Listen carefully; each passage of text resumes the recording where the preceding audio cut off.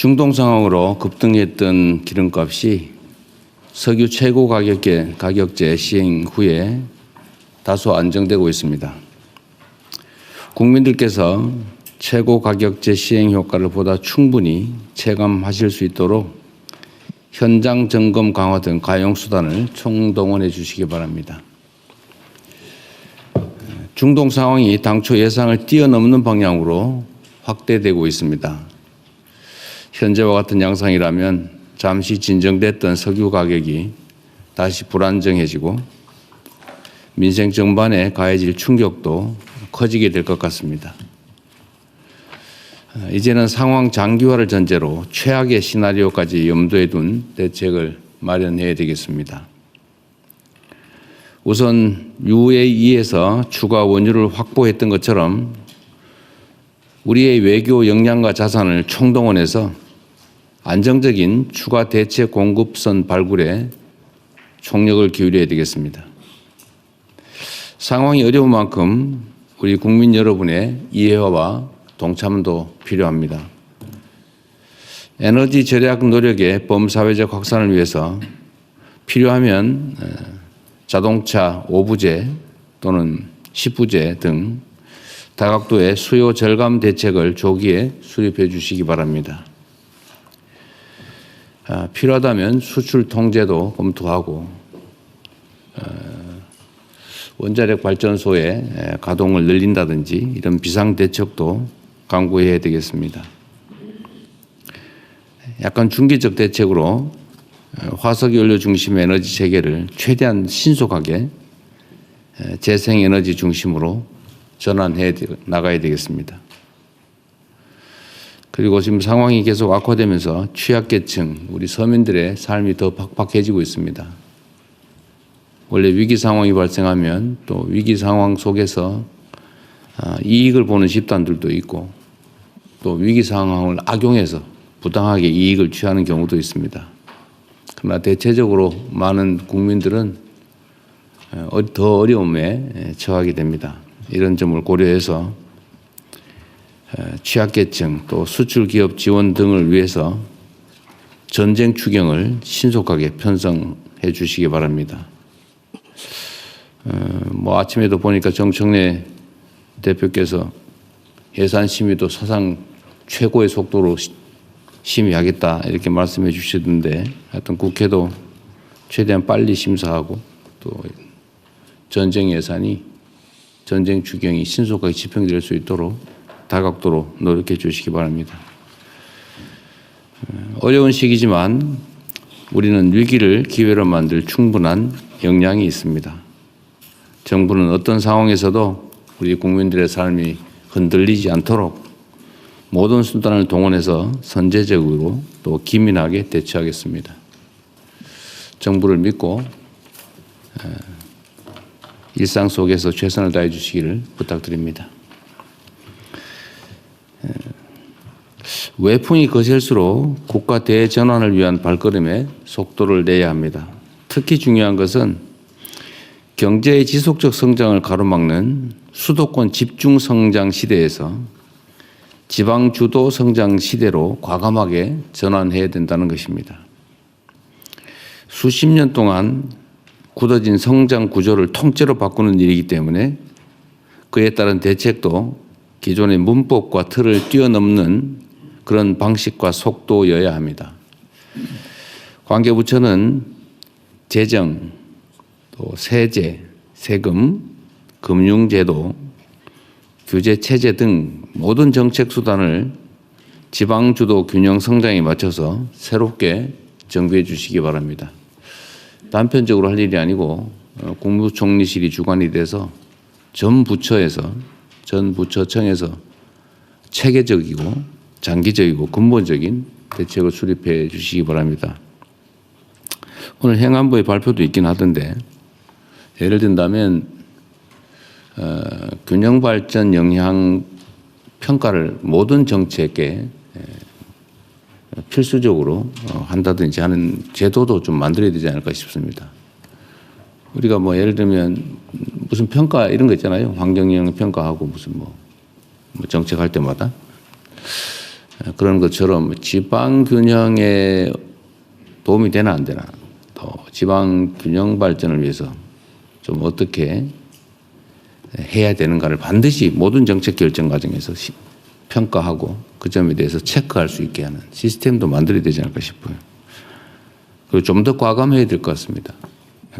지방의 지역에 뭐 투자하는 경우에 세제 아주 뭐 최소한으로 지원하는 게 아니고 상상하기 어려운 정도로 대규모로 확실하게 지원해 준다든지, 또는 우리가 생각하는 것처럼 재생에너지 공급 체계를 좀 신속하게 갖춰서 에너지 공급 가격을 대폭 낮춰주고, 또 실제 예를 들면 수도권에 애기는 송전 비용이나 이런 것들을 전 국민이 동시에 부담하고 있기 때문에 그 점을 반영한다든지, 또 그런 걸 할 때도 우리 서민들 피해가 발생하지 않도록 제도를 철저히 잘 만들어 주시면 어떨까 싶습니다.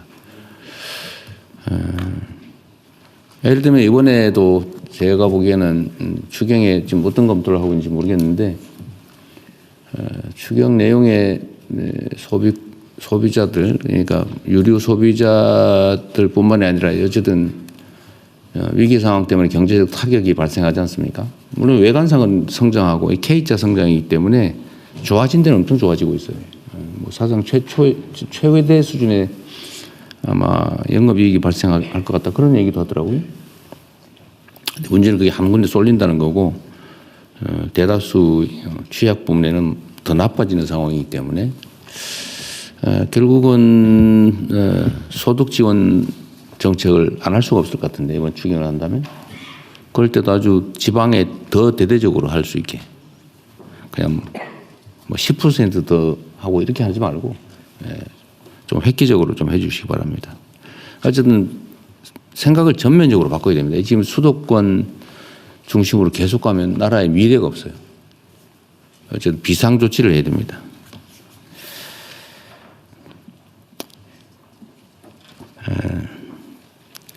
지방을 우대하는 재정 사업을 계속 확대하고, 특히 예타, 그다음에 민간 투자 제도 역시 지방 우대 방식으로 획기적으로 전면 개편할 필요가 있습니다.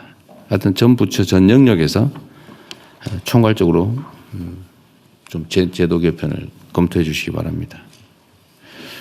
또 내년도 예산, 당장으로 보면 내년도 예산 또 중기 재정 계획에 대폭 반영해 주시기를 부탁드립니다.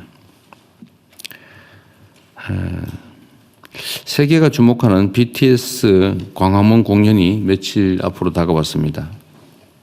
전 세계의 K컬처의 우수성, 대한민국의 높은 위상을 거듭 확인할 수 있는 중요한 계기로 생각됩니다. 그런데 문제는 안전입니다. 빈틈없는 안전대책 수립에 총력을 기울여 주시기 바랍니다. 행안부와 경찰, 또 소방 등 모든 관계부처는 각별한 경각심을 가지고 발생 가능한 모든 상황에 철저하게 대비하시기 바랍니다. 그리고 최근에 명동 인근 숙박업소 화재로 인명피해가 발생했던데 숙박시설의 안전도 꼼꼼하게 살펴봐야 되겠습니다. 그리고 또 한 가지 뭐 가능성이 크진 않다고 하지만 소위 테러 가능성에 대한 대비도 충실하게 해주시기 바랍니다. 성공적이고 안전한, 그리고 대한민국을 빛내는 행사가 될 수 있도록 역량을 잘 모아주시기 바랍니다. 지금 계속 산불 얘기를 하게 되는데, 하여튼 각 부처청에서 산불 대비 예방 조치라든지 또는 화재 진압 관련돼서 잘 대응하고 있는 것 같습니다. 특히 얼마 전까지는 정말 사상 최대 규모의 산불 발생이 있었는데 최근에 조금 줄어들고 있는 것 같아요. 그리고 잘 대비해 주어서 산불이 발생했을 경우에 화재 진압 시간, 또 화재로 인한 피해 규모, 이게 상당히 줄어드는 것 같습니다. 그리고 관계부처, 특히 산림청, 소방청, 농축산부, 또 행안부 다들 애써주셔가지고 많은 성과를 냈는데 좀 더 애써주시길 바랍니다. 특히 봄이 되면은 입상객 때문에 생기는 산불도 많다고 하고, 특히 이제 농작물, 농산물 잔재물 이 소각하느라고 또 불도 많이 난다고 하고, 또 요새는 임약 가까이에 있는 주택 부문 또는 뭐 생산 시설, 공장 이런 데서 무슨 모닥불 피우고 뭐 이런 거 하다가 또 불이 많이 난다고 합니다. 조심해 주시기 바랍니다. 특히 헬기 진압이 꽤 효과가 있는 것 같은데 국방부에서도 어쨌든 협조 잘 해줘서 큰 도움이 되고 있어요. 그리고 야간 진압은 계속 얘기가 이것저것 있던데 사다 놓고 안 쓰면 안 되잖아요. 그리고 밤에는 거의 뭐 인력으로 진압하다 보니까 밤에 불이 많이 번지고 그러는데 8대인가 사놨다고 하니까 잘 쓰도록 하십시오. 훈련도 열심히 하시고. 하여튼 이 산불 문제는 생각하는 것 이상으로 심각합니다. 화재로 인해서 인명피해도 많이 발생하고 재산 피해는 말할 것도 없고 산림 자체 소실도 큰 손실이죠. 우리 국민들께서 어제 그런 게 유행이라고 그래요. 이렇게 비교하는 거. 산불은 얼마나 많이 발생하고 있나? 산불에 의한 피해는 얼마나 되나? 산불 진압 시간은 얼마나 단축됐나? 또 피해 규모는 얼마나 되나? 이런 거 계속 그래프로 표로 그리니까 그 신경 써서 역시 열심히 노력하는 정부다. 우리 국민들의 피해와 억울함을 많이 줄였다. 이런 평가를 객관적으로 받을 수 있도록 최선을 다해 주시기 바랍니다. 그리고 가뭄도 잘 챙겨주세요. 이제 또 가뭄이 또 문제가 될 것 같습니다. 지난 겨울에 비가 많이 안 왔다는데 또 가뭄 때문에 식수 문제 또 뭐 농작물 또 피해도 발생할 수 있어서 그것도 미리 좀 대비를 잘 해주시기 바랍니다. 가뭄 대책은 주로 어디 사는 거예요? 행안부, 네, 농산부, 기후부도, 네네. 농림부가 잘 챙겨보시기 바랍니다. 네. 예, 이후 회의는 경제부총리께서 진행해 주시겠습니다. 예, 그러면 먼저 중동 상황 관련 대응 현황을 보고받고 현안 토의와 기타 부처 보고를 진행하겠습니다. 그거 하기 전에 몇 가지만 더 얘기하실까요? 지금은 129 여객기 참사 관련해서 이게 지금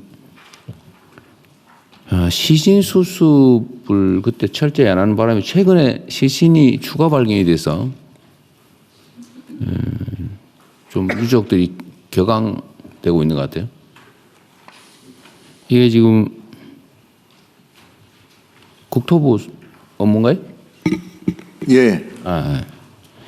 하여튼 이 경과를 잘 좀 챙겨보세요. 네네. 좀 상식적으로 정말 납득이 안 되거든요. 예. 현재 그 여러 부처 모여가지고 협의를 하고 있고요. 네. 그 책임 소재 문제도 좀 분명하게 네, 좀 따져보고 있습니다. 하여튼 저로서는 좀 납득이 안 되는데 그런데 그 수많은 사람들이 그렇게 힘들어하는 상황에서 시신 수습조차도 제대로 안 해가지고 어디 쓰레기 비스무리한 봉투에 같이 모아놨더라. 이게 말이 안 되잖아요. 예.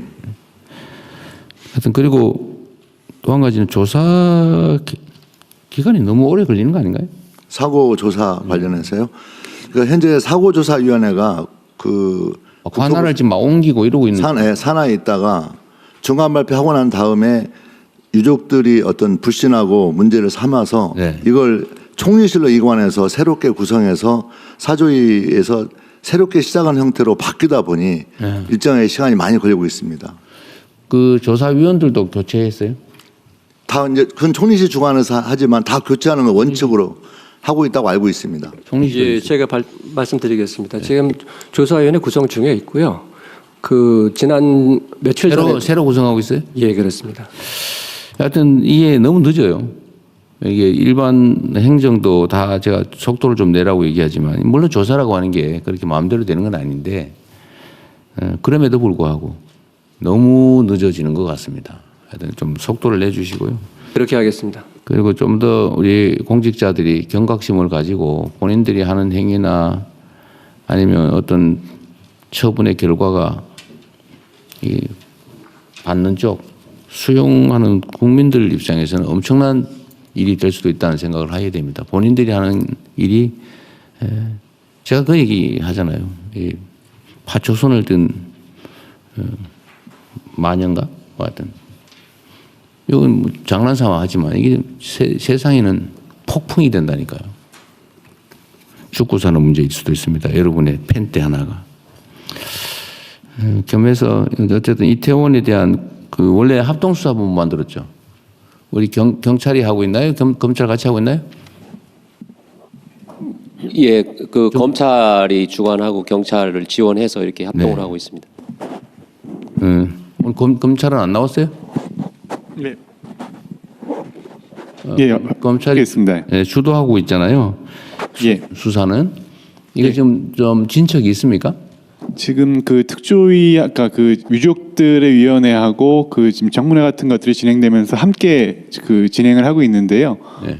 지금 현재 그 위원회의 그 쪽하고 계속적인 그 접촉을 하면서 요구사항 반영해가지고 수사를 진행하고 있습니다. 네, 수사 인력 규모는 얼마나 돼요? 검사 같은 경우에는 6명 남짓 정도 돼 있고요. 예. 경찰은 경찰 인원제 좀 숫자까지 정확히 경찰 11명가 있습니다. 11명. 하여튼 여기도 좀 속도를 내주시기 바랍니다. 열심히 하고 있을 것 같긴 한데 이제 너무 오래됐고요. 세월호도 지금 뭘 어떻게 처리하고 있나요? 세월호는 어느 부처 주관하고 있습니까 지금? 예, 해양수산부입니다. 예. 지금 여기도 지금 뭐 진상 규명이나 이런 거 뭐 하고 있어요? 그거 다 끝났어요? 그건 다 끝났고요. 예, 일부 추모 사업과 또 일부 선 배상 받은 분들의 뭐 조금의 민원 사항 이런 부분들이 좀 있습니다. 하여튼 이것도 좀 유족들이나 또 피해 가족들이 억울하다, 뭐 무관심해서 섭섭하다 이런 얘기 안 나오게 잘 챙기십시오. 예, 세심하게 살피겠습니다.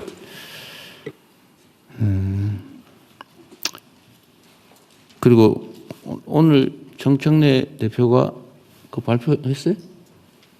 검찰 개혁 예, 관련 9시 발표를 했습니다. 발표했어요. 그러면 이제 다 된 거예요? 검찰 개혁? 예, 상임위 과정에 남아 있고 법사위가 또 남아 있습니다. 이 과정에서 어쨌든 명확하게 얘기를 하면 검찰 개혁이라고 하는 게 어쨌든 우리 국민들의 관심도 높고 또 국정과제 주요 과제 아닙니까? 근데 그 핵심은 수사와 기소를 분리한다. 중수청을 만들고 경찰의 역할을 확대해서 수사는 수사기관이 한다. 검찰은 수사하지 않는다. 어쨌든 관여의 소지도 최소화하고 어쨌든 최소화하면 또 뭐라 그럴지도 모르겠다. 어쨌든 관여의 소지도 없애고 오해의 소지도 아예 없애고 이렇게 명확하게 하면 좋겠는데 이 과정에서 과정 관리가 조금 그런 것 같아요. 행안부나 법무부, 국무조정실 여기가 주로 아마 국회 쪽 특히 여당하고 소통을 한 것 같은데 이게 참 그런 게 있어요. 제가 수기하라고 했잖아요. 수기를 하라. 논의해서 결정을 하라는 거잖아요. 근데 이 수기를 하려면 일단 기본적으로 소통이 돼야 되고 뭐 소통의 기반이면 진지하게 토론이 돼야 되는데 나중에 보고 나면 나는 듣지도 못했다 뭐 이런 사람이 나타나기도 하고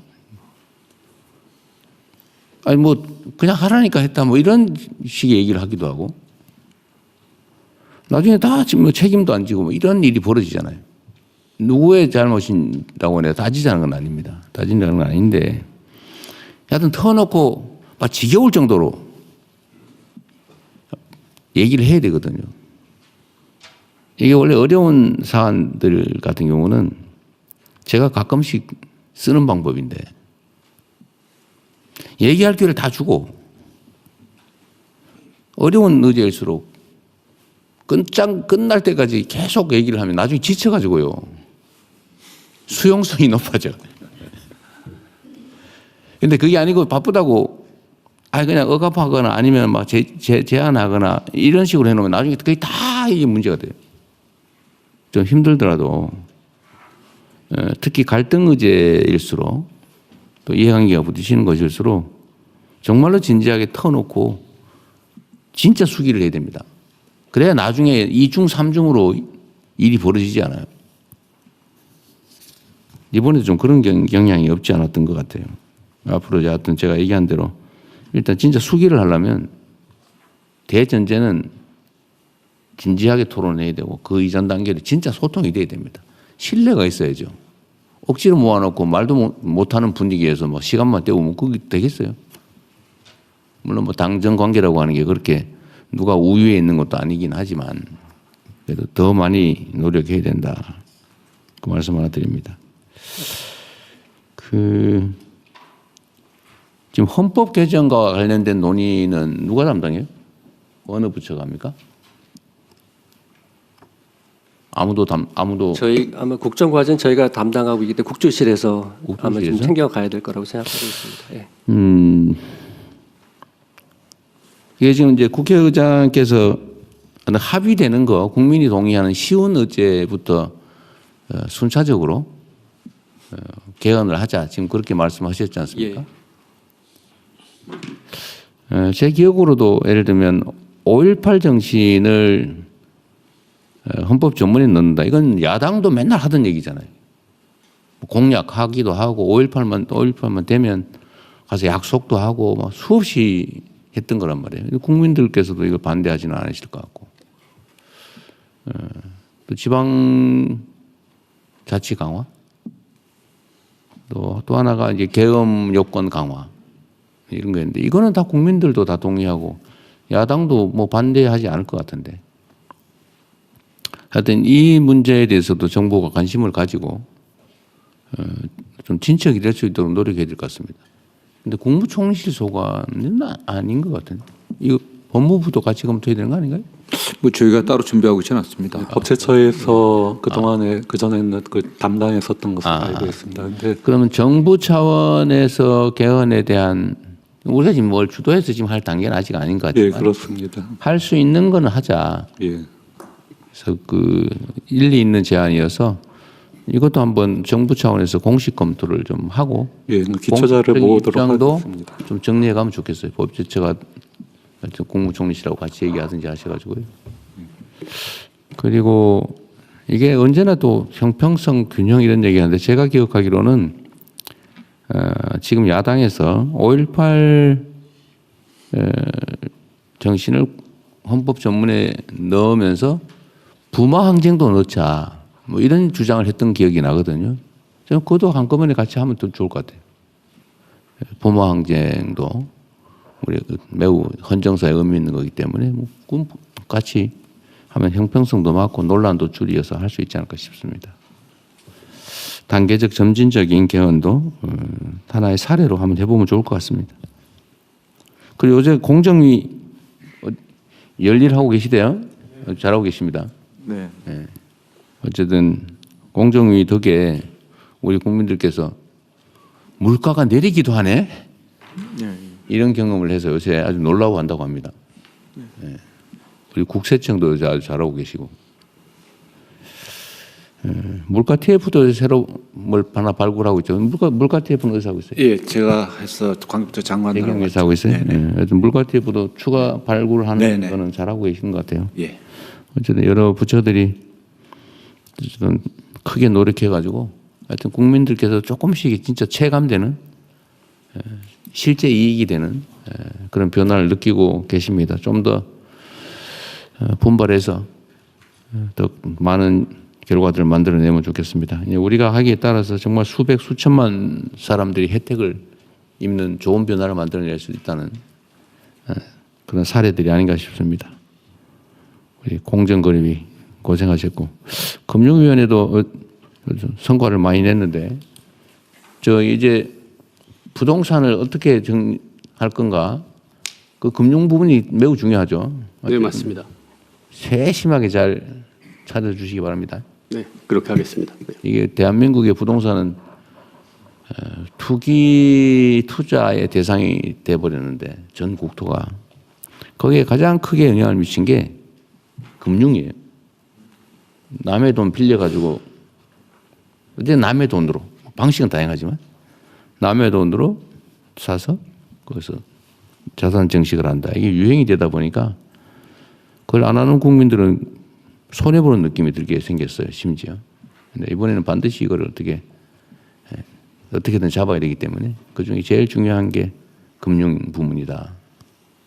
그래서 국토부도 잘해야 되고, 공급 정책도 잘해야 되고, 제 경우에 세금 문제도. 근데 세금은 어쨌든 최대한 마지막 수단으로. 네, 그러나 분명한 거는 세금은 핵폭탄 같은 거죠. 전쟁으로 치면 함부로 쓰면 안 되는데 네. 그럼에도 불구하고 최후의 수단으로 쓰지 않을 최후의 수단으로 반드시 써서라도 해야 되면 써야 되는 거죠. 네, 네, 그럼 준비 잘 하십시오. 네. 네, 진행하시죠. 예, 그러면은 중동 상황 관련해서 외교부 차관님부터 보고해 주시기 바랍니다. 예, 최근 중동 상황의 주요 동향 및 중동 지역 내 체류 중인 재국민 보호 방안에 대해 보고드리겠습니다. 미국은 이스라엘과 함께 이란에 대한 공습을 지속하면서 이란 해군 함정과 기뢰 설치용 선박 등을 타격하고 이란의 주요 석유 수출 거점인 하르그 섬의 기뢰 저장 시설 등을 비롯한 군사 시설을 공격하는 등 이란의 호르무즈 해협 봉쇄 시도를 저지하고 항행 안전 확보에 나서고 있는 모습입니다. 한편 트럼프 대통령은 중국, 프랑스, 일본, 우리나라, 영국 등에 대해 호르무즈 해협에 군함 파견을 희망한다는 취지로 언급한 바 있는데 이에 대해서는 실제 요청 사항과 중동 정세를 면밀히 주시하면서 우리 국민 보호와 에너지 수송로 안전 확보에 대한 종합적인 고려와의 신중한 검토를 해나갈 필요가 있습니다. 한편 이란의 미사일과 드론 공격 빈도는 감소하는 추세이나 민간 에너지 시설 공격 및 호르무즈 일대에서 기뢰 위협과 선박 공격 등 비대칭 전략이 부각되는 양상입니다. 이는 제한적인 군사적 수단이나 위협으로도 국제 에너지 가격과 물류 공급망에 영향을 줄 수 있다는 점을 활용해 전쟁 비용을 높이려는 전략으로 평가되며 이에 따라 중동 상황 장기화와 함께 경제적 파급 효과 확대 가능성도 우려되는 상황입니다. 이어서 재국민 보호 조치에 대해 보고 드리겠습니다. 다행히 지난 일주일간에도 우리 국민의 직접적인 피해는 없었으며 대통령께서 말씀하신 대로 우리 국민의 빠르고 안전한 대피를 계속 지원해 나가겠습니다. 그 결과 중동 지역에 체류하는 우리 국민의 수가 중동 상황 발생 직후와 비교할 때 약 8,000여 명 감소했습니다. 지난 주말에는 국방부와 현지 공관 등 유관 부처와 기관 간의 긴밀한 공조를 통해 사막의 빛 작전을 성공적으로 수행하여 중동 지역 4개국 체류하던 204명의 우리 국민과 7명의 외국인이 무사히 입국하였습니다. 그리고 카타르발 긴급 항공편, UA발 전기 민항편은 물론 일본 등 우방국에서 협조한 전세기를 통해 우리 국민들이 속속 귀국하고 있으며 이스라엘 내 교민 38명과 이란 내 교민 5명의 2차 육로 대피도 지난 주말 마무리되었습니다. 이처럼 외교부의 적극적인 지원 노력을 통해 인근 지역으로 대피하거나 귀국한 우리 국민의 수는 현재까지 약 1,400여 명에 이르며 외교 교섭 등을 통해 재개된 민항편으로 귀국한 국민 수까지 감안할 경우 그 수는 약 3,400여 명에 이를 것으로 추산하고 있습니다. 외교부는 앞으로도 현지 정세를 예의주시하면서 현지에 남아있는 우리 국민들의 안전을 확보하는 가운데 귀국을 희망하는 우리 국민들에 대한 빠르고 안전한 대피 방안을 계속 모색하고 시행해 나가도록 하겠습니다. 감사합니다. 예, 다음으로는 재경부 장관 그 중동 상황 관련해서 경제 분야 대응 현황에 대해서 보고를 드리겠습니다. 유가입니다. 어제까지만 해도 국제 유가가 100불을 넘었습니다만 호르무즈 해협 일부 통항 가능 있다는 그런 뉴스 보도에 따라서 오늘자로는 어제 브렌트유가 106불을 어제 기록했었는데 오늘 아침 저희들이 확인한 결과 100불 90센트로 좀 내렸습니다. 특히 웨스트 텍사스 중진유는 어제가 한 101불 정도 됐습니다. 오늘 94불로 이렇게 떨어진 그런 상황입니다. 어쨌거나 하여튼 중동 상황이 안정화되는 게 유가에 직접적인 영향을 미친다는 그런 거입니다. 그다음에 국내 석유로 제품 가격입니다. 휘발유는 어제 5시 기준으로 1,833원입니다만 오늘 아침 저희들 확인한 결과 1,831원으로 일부 소폭 하락했습니다. 경유 같은 경우도 1,832원이 오늘은 1,829원 50원까지 이렇게 50전까지 이렇게 내렸기 때문에 좀 일부 좀 국민들 보시기에 부족한 부분이 있습니다만 조금씩 내려가고 있다는 말씀을 드리고요. 또 일부 주유소에서는 1,700원대까지도 나타난 상황입니다. 정부가 더 적극적으로 점검하고 현장의 안내를 통해서 휘발유나 경유 가격이 안정화되도록 하겠습니다. 주식 시장 상황은 어제 조금 올랐습니다. 그리고 미국 시장도 좀 오른 상황입니다. 좀 등락이 이렇게 지속되고 있는 상황입니다. 그리고 환율 같은 경우는 이제 이 호르무즈 중동 상황으로 인한 외부적인 요인으로 1,490원대를 오르내리고 있습니다. 금리도 일부 상승하고 있는 그런 상황입니다. 산업 분야입니다. 호르무즈 해협 의존도가 높은 나프타 수급 차질이 지금 발생하고 있습니다. 그래서 정부가 대책을 마련하고 있다는 말씀을 드리겠습니다. 수출 중소기업의 운송 차질이나 물류비 부담 등은 저희들이 신속한 추경 등을 통해서 부담을 줄여드리는 노력을 하도록 하겠습니다. 대응 방안입니다. 민생 안정과 경제 회복을 위한 추경을 최대한 신속히 편성해서 국회에 또 빨리 통과되도록 하겠습니다. 내용으로는 물류비나 유류비 부담 경감, 소상공인, 농어민 등 민생 안정, 그다음에 피해 수출 기업 지원 등을 담도록 하겠습니다. 특히 대통령이 강조하시는 바와 같이 지원은 하되 직접 차등 지원으로 어려운 부분을 더 촘촘하게, 더 많이, 더 두텁게 지원하는 대책을 마련토록 하겠습니다. 최고 가격제의 그 현장 점검을 통해서 그 유류 가격 인하가 소비자들에게 혜택이 돌아가도록 하도록 하겠습니다. 향후 유가 추이 등을 보면서 직접 보조와 유류세 인하를 통한 또 유가 안정을 도모하도록 하겠습니다. 화물차, 대중교통, 농업인 유가 보조금 지원도 차질 없이 하도록 하겠습니다. 지금 어려운 상황입니다만 되도록이면 상반기 공공요금은 가급적 동결하려고 합니다. 그리고 농축수산물 할인 지원 확대 등을 통해서 우리 민생 경제 안정도 도모하도록 하겠습니다. 시장은 시장 거란 행위를 엄단하고 특히 외환시장 안정을 위해서 외환시장 안정을 위한 세법 3가지 종류가 어제 소위를 통과하고 오늘 전체 회의 통과되면 금주 중에 빨리 처리되도록 하겠습니다. 그리고 채권시장 안정화를 위해서 필요한 경우 국고채 매입을 하고 긴급 바이백 등을 통해서 시장 안정화를 통한 금리도 안정화시키도록 하겠습니다.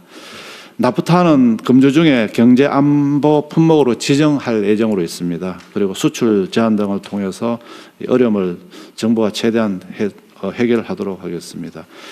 그리고 그 해외 운송비 이외에도 전쟁 위험 할정료, 그다음에 물류 반송 비용, 현지 발생 지체료, 우회 운송비 등을 포함한 긴급 물류비 바우처를 도입해서 어려움을 해소하도록 하겠습니다. 그리고 지원도 패스트 트랙을 통해서 빨리 하도록 하겠습니다. 관계부처 합동으로 24시간 점검 체계를 가동하고 대통령께서 말씀하신 바와 같이 최악의 경우를 상황해서 모든 정책적 노력을 마련해 놓고 차근차근 정책을 실행해 나가도록 하겠습니다. 이상 보를 마치겠습니다. 대통령님, 다음 장까지 같이 보고 말씀하시면 좋을 것 같습니다. 네. 석유 최고 가격제 점검 결과와 조치 방안에 대해 보고 드리겠습니다. 가격 상황 관련해서는 저희가 판단하기는 제도 시행에 사일이 경과했지만 정유사의 주유소 공급 가격 인하 폭은 지금 미치지 못하고 있는 상황입니다. 물론 재고를 소진하지 못한 경우도 있지만은 정유사의 공급 가격 하락 효과를 일부 주유소 같은 경우는 이윤으로 흡수하고 있는 경우가 있다는 저희들 판단을 하고 있습니다. 특히 최고 가격제가 도입한 이후에도 220개 주유소는 오히려 인상을 했습니다. 그 중에는 우리 알뜰 주유소 중에 농협에서 운영하는 그 주유소들, 그리고 SK, GS, SOL, HD현대 한 200여 개의 주유소들은 오히려 인상한 부분들이 있어서 저희들이 관리 감독을 더 강화할 예정입니다. 방안 관련해서는 우선 석유 관련을 한 오일 콜센터가 있습니다. 오일이 들어가지고 오일 콜센터를 창구를 활용해서 그리고 이걸 통해서 저희들이 계속 대국민 신고를 받고 있고요. 그리고 중립적인 시민단체를 통해서 모니터링을 지금 계속 강화하고 있습니다. 아울러서 범부처 합동 점검단을 통해서 저희들이 계속 점검을 계속 강화하고 있습니다. 가짜 석유나 정유 미달, 담합 불공정 거래, 매점 매석, 유가 보조금 부정 수급, 탈세 등에 대해서도 아주 엄정하게 조치를 해 나갈 예정입니다. 또한 모범을 보여야 할 알뜰 주유소가 고가의 가격을 인상한 그런 경우가 있을 경우는 온스트라이크 아웃 제도를 도입해서 지금 현재는 2회 이상 고가 판매 시에 계약을 미연장하는데 현재는 1회 이상 고가 판매 시에는 계약을 해지토록 하고 있습니다. 아울러서 정유사 최고 가격 위반, 공급 가격 허위 보고 등에 대해서도 엄격히 제재를 통해서 지금 저희가 최고 가격제를 도입한 109원 정도의 휘발유 가격 그리고 218원의 경유 가격이 소비자가 직접 계속 더 체감할 수 있도록 가격 인하 노력을 더욱 경주해 나가도록 하겠습니다. 아울러 수급 관리 관련해서는 정유사의 석유 제품에 대해 해외 수출 물량 상한을 설정을 해서 석유 제품이 해외에 나가지 못하고 국내에서 사용할 수 있도록 하겠습니다. 물량 관련해서는 지난번 IEA 공동회의 결의에 따른 우리나라가 할당하기로 된 2,246만 배럴에 대해서는 향후 관계부처와 긴밀히 협의를 하면서 어떤 시기에 어떤 형태로 할지에 대해서 우리 수급에 부담이 없도록 해 나가도록 하겠습니다. 아울러서 호르무즈 외곽 등 대체 구매 및 해외 생산분해 도입도 지속적으로 추진해 나가겠습니다. 조금 전에 부총님께서 말씀하셨다시피 자영업자, 농민 등 취약계층 지원 방안도 지속적으로 마련하도록 하겠습니다. 이상 보고를 마치겠습니다. 네. 최경부 장관님 네. 이제 경험적으로 잘 알 텐데 네네. 이제 우리 국민들께서도 좀 우리가 정책 결정을 할 때 참고하시라고 이거 한번 얘기를 해보고 싶어요. 네. 예를 들면 이제 지금 당장 닥친 문제인데 유류세를 깎아준다. 네. 그러니까 이제 가격이 내려가잖아요. 네. 그럼 소비가 늘어나겠죠. 네. 그럼 정부의 재정 부담이 어쨌든 거기서 생기나는 거잖아요. 네. 그럼 거기서 생길 재정 부담액만큼을 정부가 세금을 깎는 게 아니고 그냥 걷어서 그 액수만큼을 이 소비자, 네. 국민들한테 영향을 직접 받는. 전액을 똑같이 지원한다라고 하면 이런 상황에서는 네. 소비를 줄이는 국가적 이익이 있는 거죠. 네. 예를 들면 본인이 2,000원 하는 유류 휘발유를 넣는다. 근데 200원을 우리가 세금으로 깎아줘서 1,800원에 사게 할 거냐, 아니면 2,000원 내게 하고 200원에 해당되는 거를 것이냐. 예. 별도로 지원을 하냐. 네. 지원을 하면 소비가 줄어드는 효과가 있죠. 네. 이런 상황에서는. 네, 맞습니다. 어쨌든 이게 경제가 돌게 하는 효과도 있고. 그죠? 네. 그러니까 우리가 조세 지출이라고 세금을 깎아주는 거. 네. 이게 지금 연간 80조 원이라는 거 아니에요? 네. 근데 이걸 조세 지출이라고 하는데 이걸 만약에 일부든 전부든 그 세금을 받아서 똑같은 대상자에게 지급을 해주면 네. 경제 활성화 효과가 있죠. 예, 뭐 그 부분을 가지고 지원해주면은 석유로는 줄이는 대신에 또 다른 부분 소비도 늘릴 수 있고 예. 그런 부분이. 그러니까 세금을 아예 깎아주는 거하고 세금을 걷어서 네. 그냥 동액을 또 똑같은 액수를 지원해 주는 거. 지금처럼 이게 돈이 안 돌아서 경기 침체가 오는 상황에서는 네. 하여튼 그것도 돈을 돌게 하는 하나의 방법이 될 수도 있는 거죠. 네, 그렇습니다. 제가 억지입니까? 아닙니다. 근데 대신 이제 그 점에서 세금을 깎아주면은 이 관리하기는 굉장히 편합니다. 물론 관리는 변하겠죠. 걷어서 지출하려 그러면 또 행정 비용은 좀 드는 측면이 있습니다. 그러긴 하죠. 네. 하여튼 그 점과 행정 비용이 들어가는 거하고 경제 활성화. 그다음에 또 왜냐면 세금을 깎아주는 건 정상은 아니잖아, 그죠? 예. 원래 정상적인 모습은 세금은 똑같이 내고 정해진대로 내고 그걸 받아서 필요한 데서 지원을 해줘야 되는데 지금 이걸 안 하고 이제 세금을 깎아줘 버리고 있잖아요. 네. 감면제도라고 그래서. 네. 그래서 과거에 유류세를 깎아줘 보니까요. 정유사한테 유류 세금을 내는 걸 깎아주니까 가격은 안 내려가고. 그러다 보니까 이게 정부는 세금은 줄어드는데 소비자들은 또 혜택을 못 받기 때문에 대통령 말씀하신 것처럼 일부는 이제 세금을 좀 해주고 일부는 또 그 세금을 깎아주는 만큼을 우리가 재정으로 넣어가지고 지원해주고 이렇게 두 가지를 믹스해주면은 정책 효과성이 좀. 이게 이제 저수지 같은 거라서 네. 이게 어떤 제도를 만들어 놓으면 이제 악용이 되거나 네. 아니면 뭐 일종의 내성이 생기거나 이래가지고 점점점 이렇게 수위가 네. 낮아지잖아요. 네. 그죠? 수심이 낮아지는데 이 정책 효과도 사실은 점점점 줄어들. 네, 그렇습니다. 그래서 한번 청소하듯이 한번 정리를 한번 하고 네. 정말 꼭 필요한 경우에 감면하고. 네, 감면 제도도 진짜 한번 제로 베이스에서 한번 점검을 하고 진짜 필요한 데는 두텁게 감면하고 이런 강약을 좀 쓰도록 하겠습니다. 지금 이제 이 세금 관련된 문제는 기획예산처 소관으로 넘어간 거예요? 세금은 제가 하고 있습니다. 아, 세금은 얘기하세요. 제가 하고 있습니다. 다행이네. 대신 그것까지 넘겨주면 저는 아무것도 없습니다. 그렇지, 일을 할 수가 없게 되죠. 네, 일을 할 수가 없어요. 맞습니다. 그러면은 이제 네. 권한은 곧 책임이다. 그거 알죠? 예, 그럼요. 그 세금 감면제도, 조세 지출 제도를 정비를 한번 해야 되겠어요. 네, 그렇게 하겠습니다. 이걸 한번 정비를 올해 지금 준비를 좀 해가지고 네. 하여튼 좀 돈이 돌게 경제가 좀 순환이 될 수 있게 네.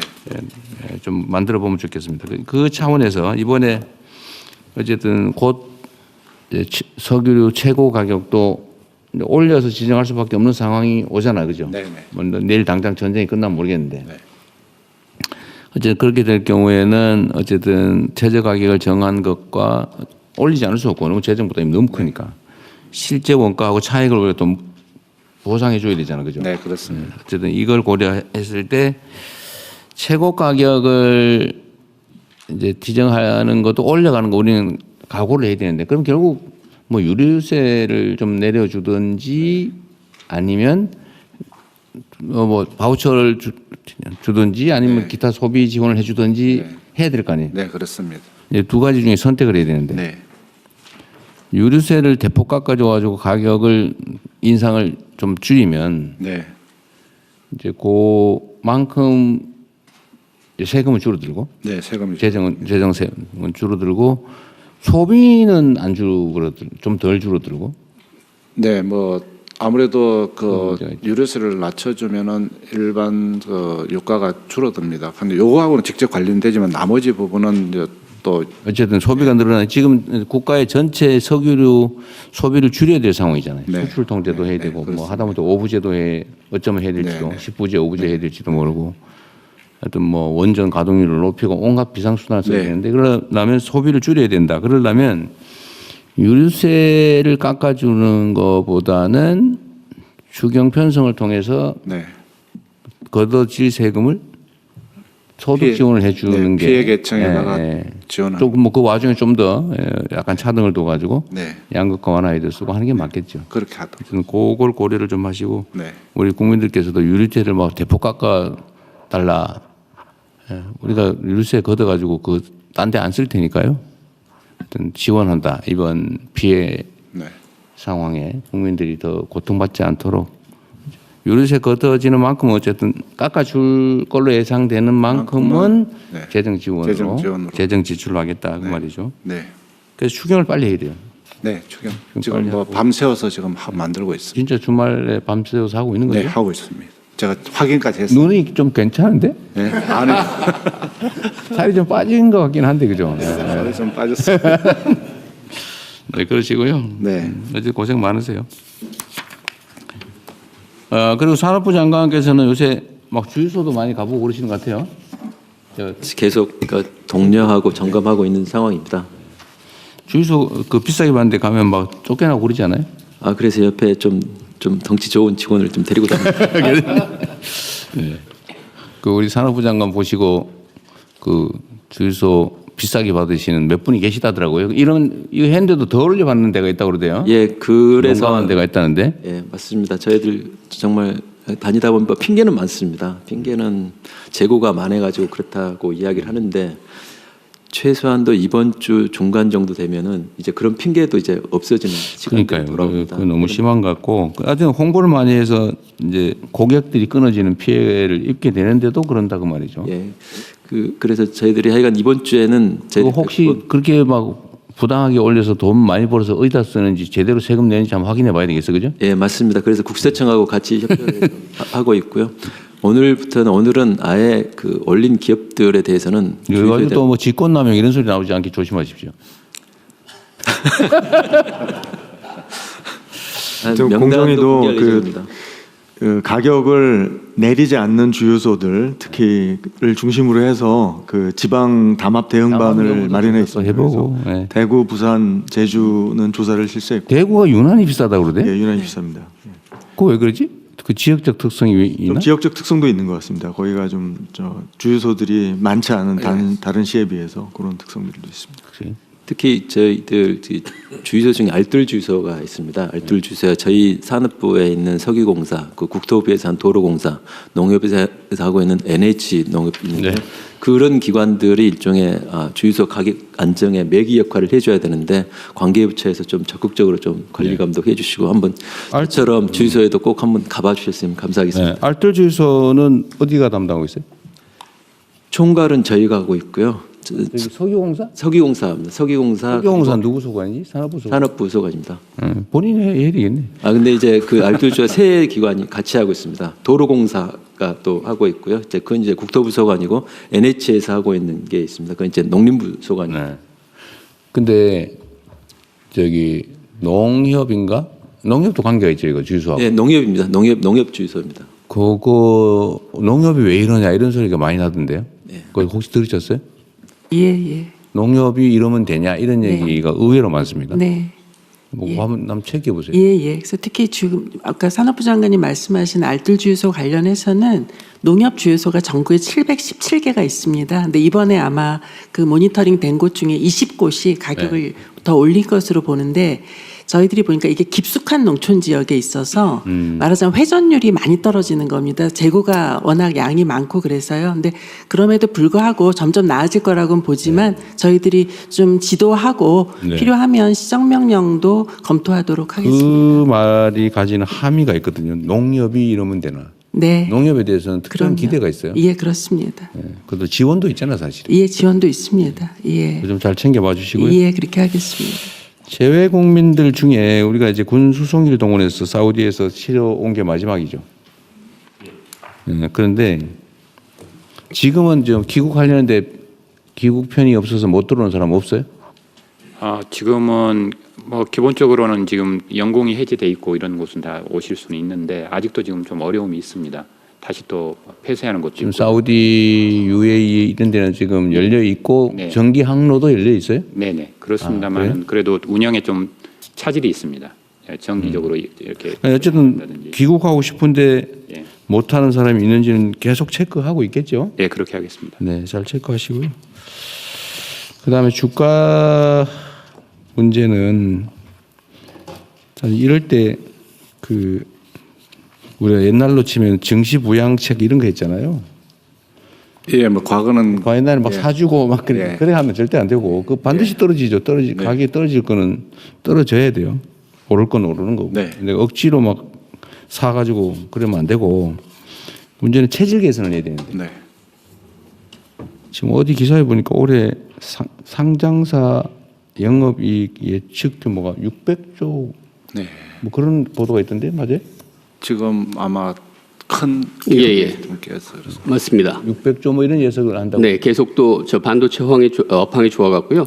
예측할 때마다 저 커지고 있습니다. 근데 내가 궁금한 거는 반도체는 모두가 알고 있는데 뭐 반도체 관련 기업도 있겠죠. 뭐 장비 납품사, 소재 장비 뭐 이런 다 올라갔겠죠. 그 빼고 다른 영역들은 어때요? 이게 오로지 반도체 영역 때문만 이런 것 같지는 않은데.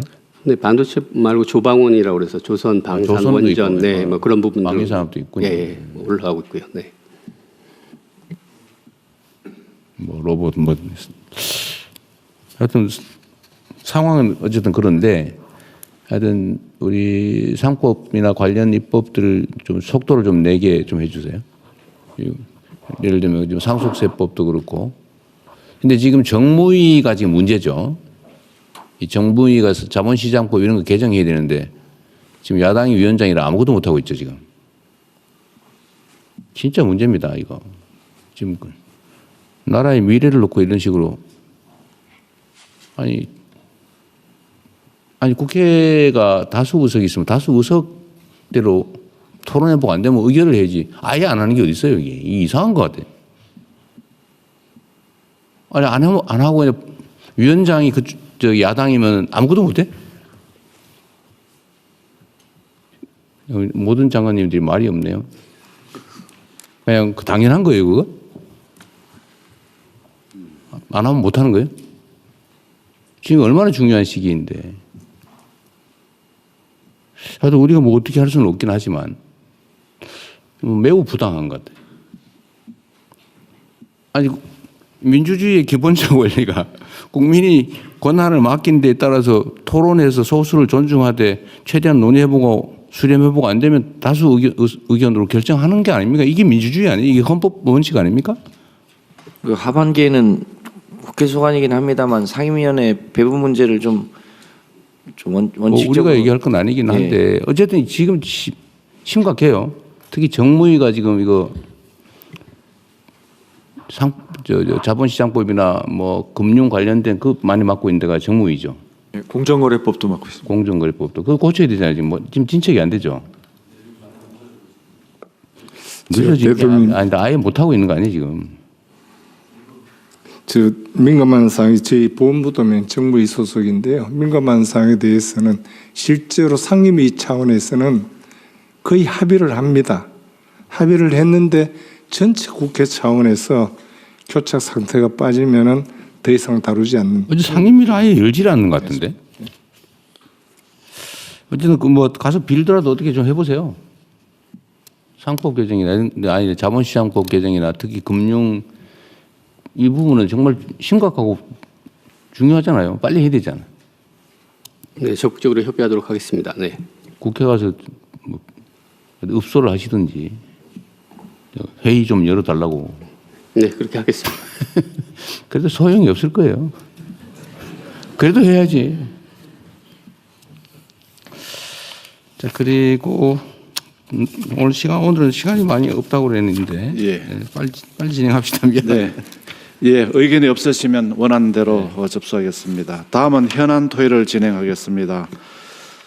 토의 안건은 균형 성장을 위한 지방 우대 방안입니다. 오늘 국무회의가 균형 성장의 상징인 세종시에서 열리는 만큼 지방 우대 방안에 대해서 폭넓게 논의하는 것이 큰 의미가 있다고 생각합니다. 그러면 행정안전부 장관님 그리고 기획예산처 차관님 순서대로 발제해 주시기 바랍니다. 예, 요지만 자료는 저기 보여드리면 되니까요. 요지만 확실하게 해주십시오. 네, 균형 성장을 위한 지방 우대지수 구성 및 운영 방안에 대해서 보고 드리겠습니다. 먼저 추진 배경입니다.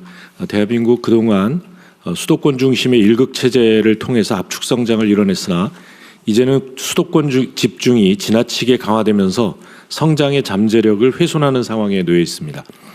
수도권 비수도권 간의 균형을 회복하기 위해 수도권에서 거리가 멀수록 더욱 두텁고 과감한 지원이 이루어져야 합니다. 이를 위해 기획처, 산업부, 그리고 지방시대위원회 등 관계기관과 함께 지방 우대지수를 마련해서 필요시 사업 특성에 따라 적절한 지원 방식 등을 별도 추가 검토할 수 있도록 가이드라인화하였습니다.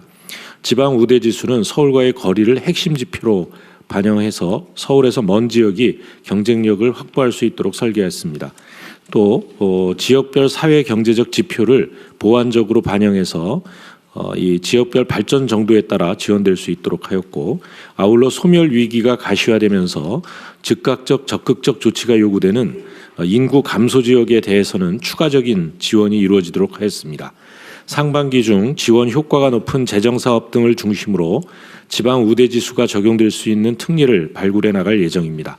이를 토대로 각 부처에서 특례를 운영하면 연말에는 이를 바탕으로 성과 보고가 이루어질 수 있도록 하겠습니다. 각 부처의 적극적인 협조 당부드립니다. 이상입니다. 우대지수는 하여튼 그림으로 보여주면 깔끔하게 하는데 그죠? 하여튼 핵심은 그거죠. 수도권에서 거리가 멀면 멀수록 더 많이 지원한다. 네, 그 우대 지수를 어떻게 구성은 복잡할 테고. 예, 몇 단계로 할 것인가 이런 부분에 대해서 안을 가지고 있는데요. 대상 지역에 대해서는 좀 더 보완을 해서 너무 일률적으로 정할 필요는 없어요. 네. 그냥 기준을 정하면 되지. 기준. 그렇게 하겠습니다. 뭐 거리나 발전 정도나 인구 소멸 정도나 다 고려했겠죠. 예, 그렇게 다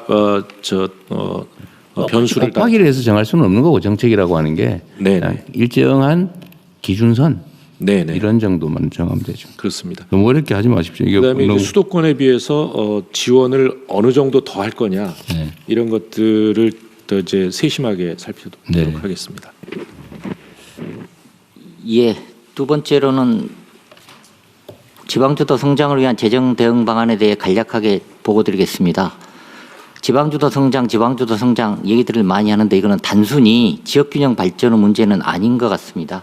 대한민국 대개조, 대전환의 핵심 과제인 것 같습니다. 어찌 보면 조금 중장기적으로 보면은 대한민국이 죽느냐 사느냐의 문제인 것 같습니다.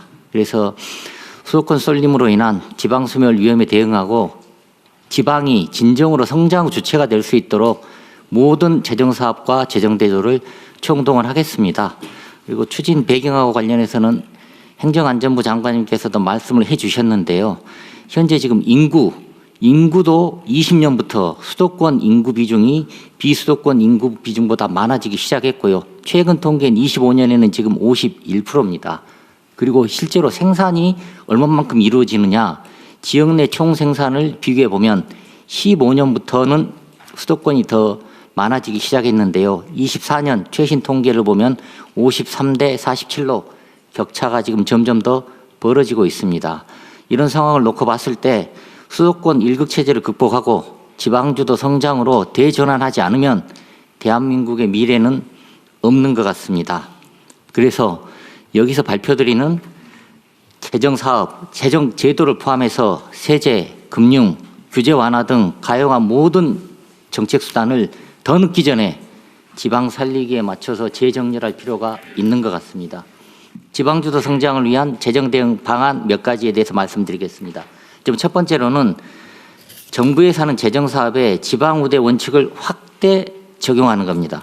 26년 예산에 아동수당 등 지금 7개 사업에 대해서 시범적으로 지방우대를 추진하고 있습니다. 그리고 27년 예산부터는 지금 방금 행안부 장관님이 보고드린 지방우대 지수에 따라서 모든 재정사업에 대해서 지방우대 원칙을 적용하는 방식으로 일을 해나가도록 하겠습니다. 첫 번째로는 수도권과 거리, 두 번째로는 사회경제지표 이런 거를 종합적으로 고려해서 사업별 특성에 따라 지역별 우대를 적용하는데요. 이거는 정부에서 상상력을 어떻게 발휘하느냐에 따라서 여러 가지 방식이 가능합니다. 그래서 밑에 있는 항목들을 보시면은 지원금 자체를 수도권에서 멀수록 더 많이 주는 방법도 있고요. 또 정부 사업을 하게 되면은 자기가 부담하는 비율이 있는데 지방이 상황이 어려우니 자기가 부담하는 비율 자체를 수도권에서 멀수록 낮춰주는 방법도 있고요. 그리고 또 사업 물량이 확대가 되면 수도권보다 비수도권에 우선적으로 사업 물량을 배정하는 방법도 있고요. 지역화폐 같은 경우는 수도권, 비수도권, 인구 감소 지역에 따른 구분에 따라서 국비 보조 비율을 바꾸는 방법도 있습니다. 그래서 여러 가지 방법이 있을 수 있기 때문에 다음 페이지입니다. 27년도 예산을 요구하실 때는 이게 전국적으로 시행되는 사업이다. 이 사업이 지역 인구 유입 효과가 생기겠네? 지역 경제하고 산업 기반을 확충하는데 도움이 되겠네? 이런 사업 같은 경우는 각 부처에서 필수적으로 이게 뭔가 지방우대가 가능한 거 아닌가? 이런 고민을 해서 27년 예산을 요구해 주십사 부탁 말씀을 올립니다. 그리고 두 번째로는 포괄보조를 확대하고 초광역권 개정을 신설하는 내용이 있는데요.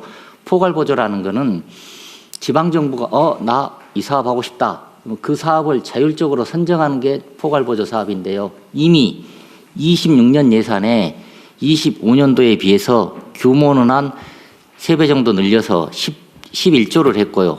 사업 개수도 47개에서 2배 가까이는 121개로 했습니다. 그런데 27년 예산할 때도 포괄보조 사업을 늘리려고 하는데요. 포괄보조 사업을 늘리게 되면 각 부처 입장에서는 내 권한과 내 영향력 주네 이렇게 생각하실 수 있습니다. 하지만 지방주도 성장이라는 대의를 위해서 각 부처에서 포괄보조 사업을 적극적으로 발굴해 주시고 전향적인 협조를 부탁드립니다. 그리고 그 다음으로는 초광역 개정이라는 게 있습니다. 지역 균형 발전 특별회계에 초광역 개정을 만들어서 A 광역 지자체하고 B 광역 지자체가 우리가 공동으로 문화나 복지 서비스를 이용해 봐야 되겠다. 산업 클러스터를 만들더라도 A 지역에 여러 가지 시설을 몰빵하는 것보다는 A하고 B 광역 지자체가 큰 그림을 그려서 클러스터를 배치하면 훨씬 더 도움이 될 것 같다. 이런 사업들을 초광역 계정을 신설을 해서 배치할 계획으로 했습니다. 세 번째는 정부 돈이라는 게 세금만 있는 게 아닙니다. 그래서 민간 투자 제도도 지방에서 민자 사업이 활성화될 수 있도록 인구 감소 지역 그리고 지역 업체가 활발하게 참여할 수 있도록 인센티브를 이미 만들었습니다. 이거 같은 경우는 민자 사업 기본 계획을 이미 수정을 해서 즉시 시행할 수 있도록 하겠습니다. 그리고 예비 타당성 조사 제도 이거 관련해서 중앙부처뿐만 아니라 지방정부에서 여러 가지로 애로가 많습니다. 그래서 이번에 개편할 때는 지역 우대가 될 수 있도록 확실하게 개편을 했는데요. 첫 번째는 인구 감소 지역 같은 경우는 지역균형 가중치를 5%포인트 높이고요.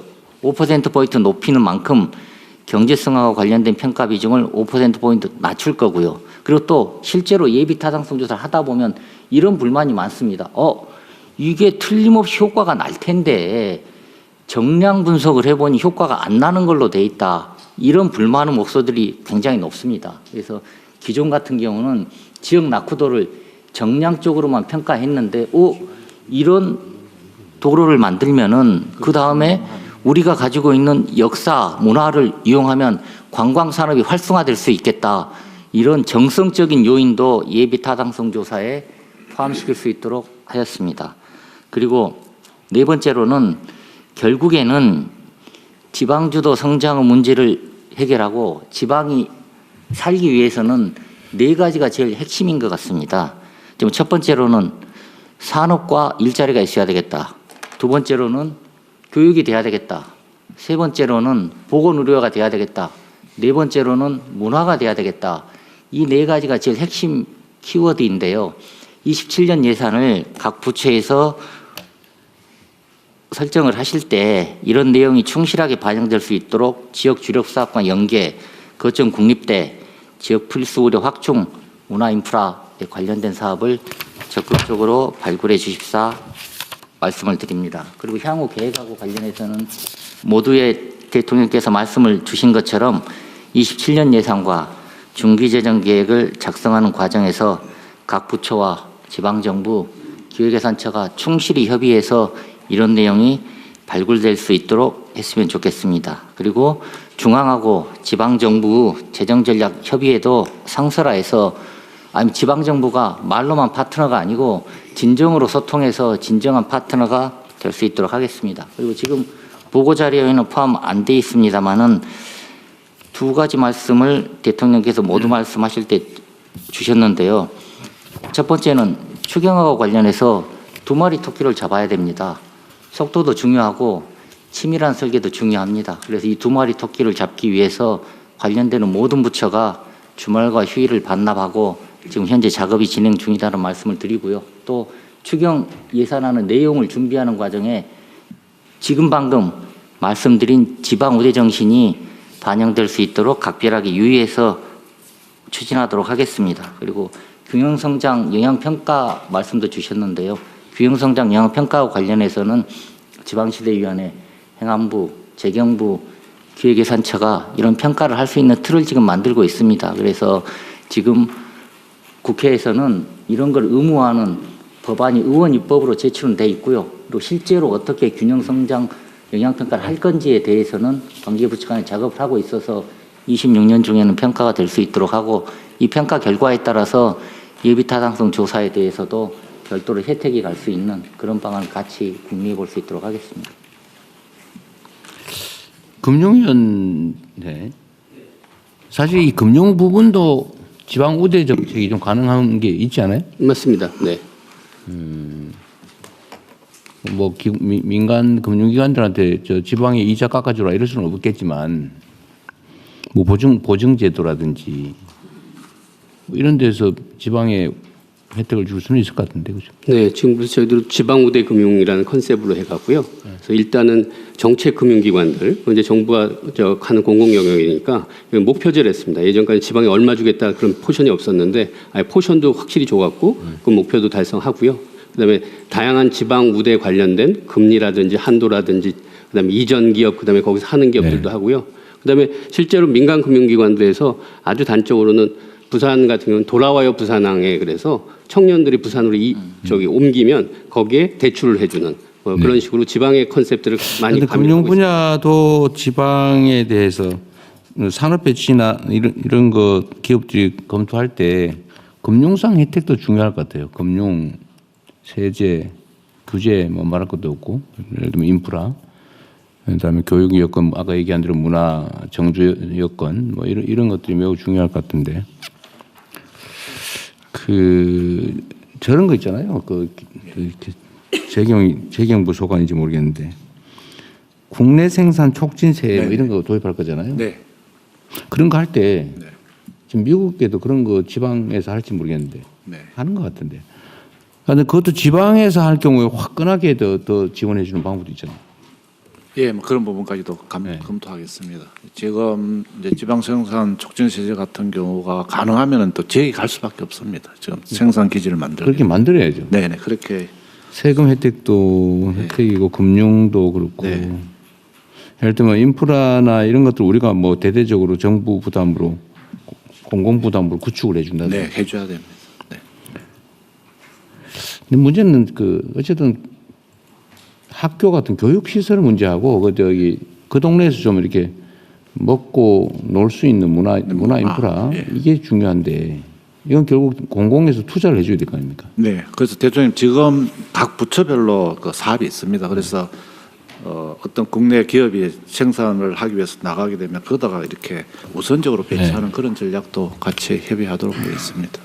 그런데 이거를 막 전 지방에 뭐 동시에 하려면 돈이 너무 많이 드니까 몇 군데 딱 찍어가지고 선도지구 같은 걸 하든지 아니면 이번에 뭐 초강력 통합한데 이런데 뭐 이런 데에다가 집중해 준다든지 예, 그렇게 하겠습니다. 연구를 좀 해보십시오. 예, 그러니까 지금 우리가 초혁신 산업이라든지 전략 산업이 가는 경우는 각 부처에서 흩어진 예산을 거기다가만 투자만 해줘도 우선 해결이 가능합니다. 그래서 그런 대신 말씀하신 방안을 저희들 적극 실행하겠습니다. 그런데 이게 너무 흩뿌려져 가지고 효과가 없게 하면 안 되고 모닥불처럼 모아가지고 화끈하게 뭐 앵커 역할이라고 그럽니까? 하여튼 그런 걸 할 수 있게.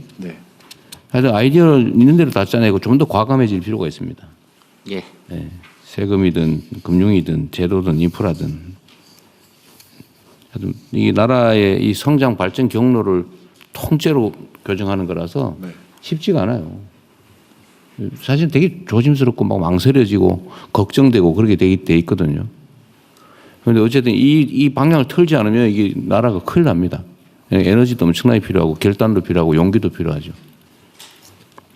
특히 지방기업은 중소기업이 잘해야 돼요.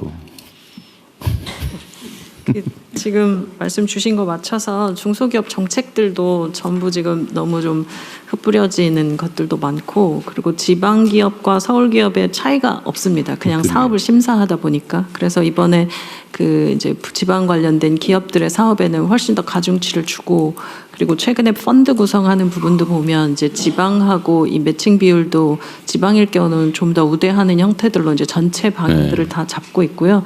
이따가도 말씀드리겠지만 사실 중기부의 모든 방향들은 많이 하는 것보다는 다 줄여서 통합해서 좀 하나로 좀 규모감 있게 하는 걸로 전체 방향을 지금 잡고 틀고 있습니다. 네, 중소기업 뭐 이것도 굳이 국민들께서 좀 이해해 주십사 말씀을 좀 드리면 중소기업 지원 정책이라고 하는 게 지금까지는 그냥 근근히 먹고 사는 데다 이렇게 막 생존하라고 지원해 준 게 꽤 많단 말이에요.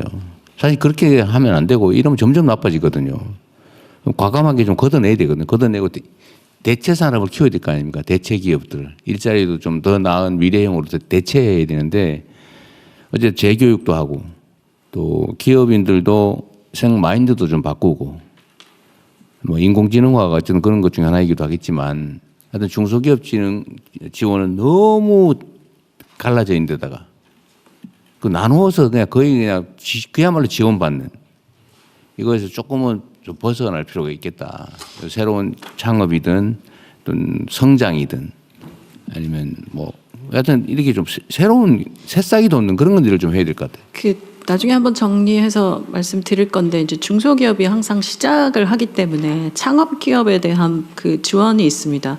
그래서 창업기업의 경우는 뭐 많이 흩어지고 좀 금액이 소액일 수가 있는데 일정 시간이 지나서 한 7년이나 보통 20년 사이에 성장을 굉장히 많이 한다고 하는데 이 경우에 대해서는 중기업과 소기업의 개념을 좀 나눠서 지금 보면 중소기업이라고 한꺼번에 묶어서 이야기해서 790만, 830만 이렇게 얘기하시지만 중기업과 소기업은 굉장히 다르고 다시 또 소상공인의 개념까지 들어오면서 이 통계 데이터라고 하는 것의 정합성이 좀 떨어집니다. 그래서 지금 이 부분을 정리하고 있고 중기업 규모 정도가 어떻게 중견기업으로 갈 수 있을 건가 하는 성장 정책과 소기업이 중기업이 되는 성장 정책을 좀 분리해서 지금도 이제 일부는 그렇게 가고 있는데 좀 정돈해가지고 다시 한번 정책의 방향을 좀 나눠서 좀 봐야 할 거여서요. 이 부분은 정비하고 좀 다시 보고 드리겠습니다. 근데 지금 전반적으로는 20년이 넘어가고 오래된 기업들에 대한 지원과 이런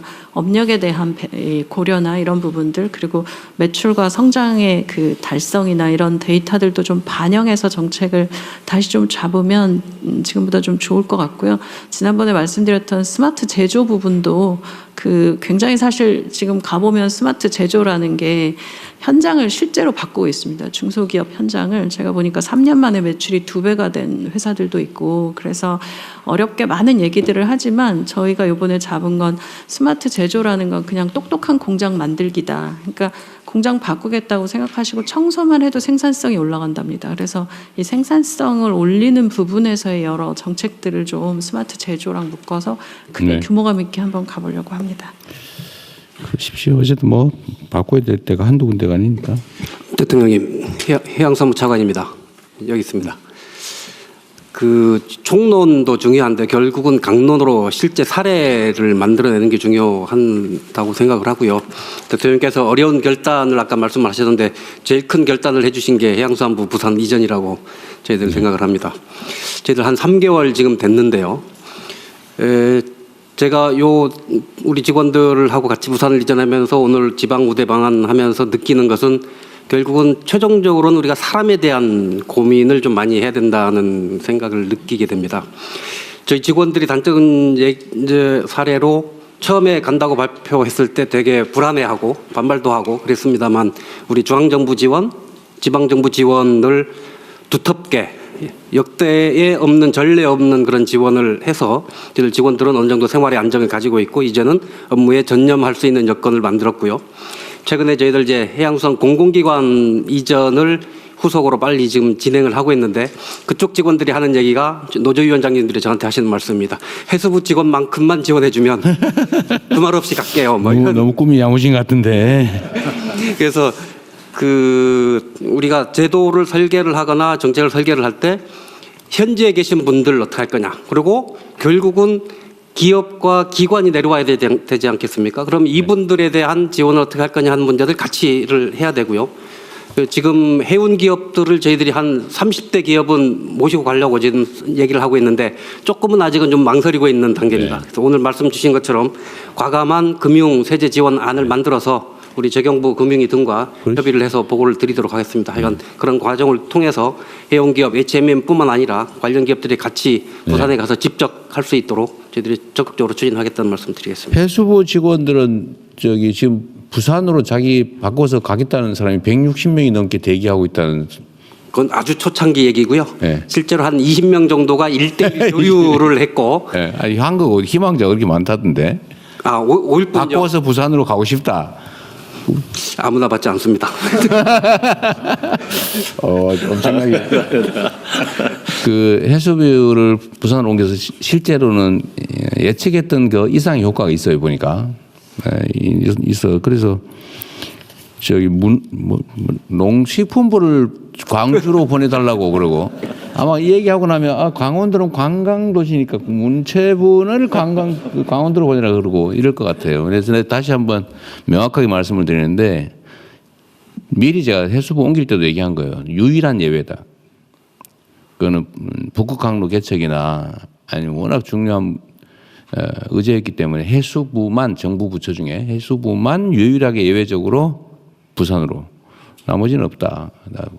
행정도시를 만들어 지금 서울에서 세종으로 옮기고 있는데 거기서 또 딴 데 옮기고 그러면 되겠어요. 그래도 나중에 다 찢어져가지고 온 나라에서 지금 국무회의하게 생겼어 지금.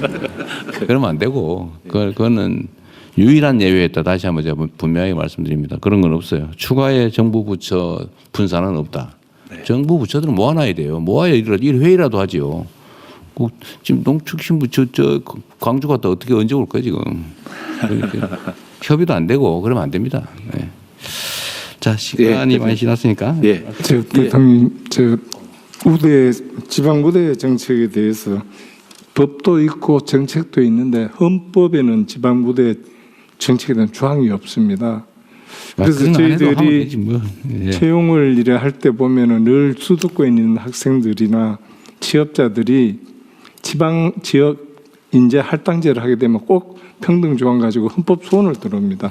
이 차제 모두의 그 헌법 전문 개정 말씀하셨는데 헌법 개정하실 때 지방 우대 조항을 확실히 헌법에 못 받는 것도 한번 고려해 주셨습니다. 그거 쉽지 않습니다. 그 전에 하여튼 이 아동수당 지방에 더 주자 그것도 지금 국회에서 반대해가지고 한참 묶여가지고 안 됐었죠?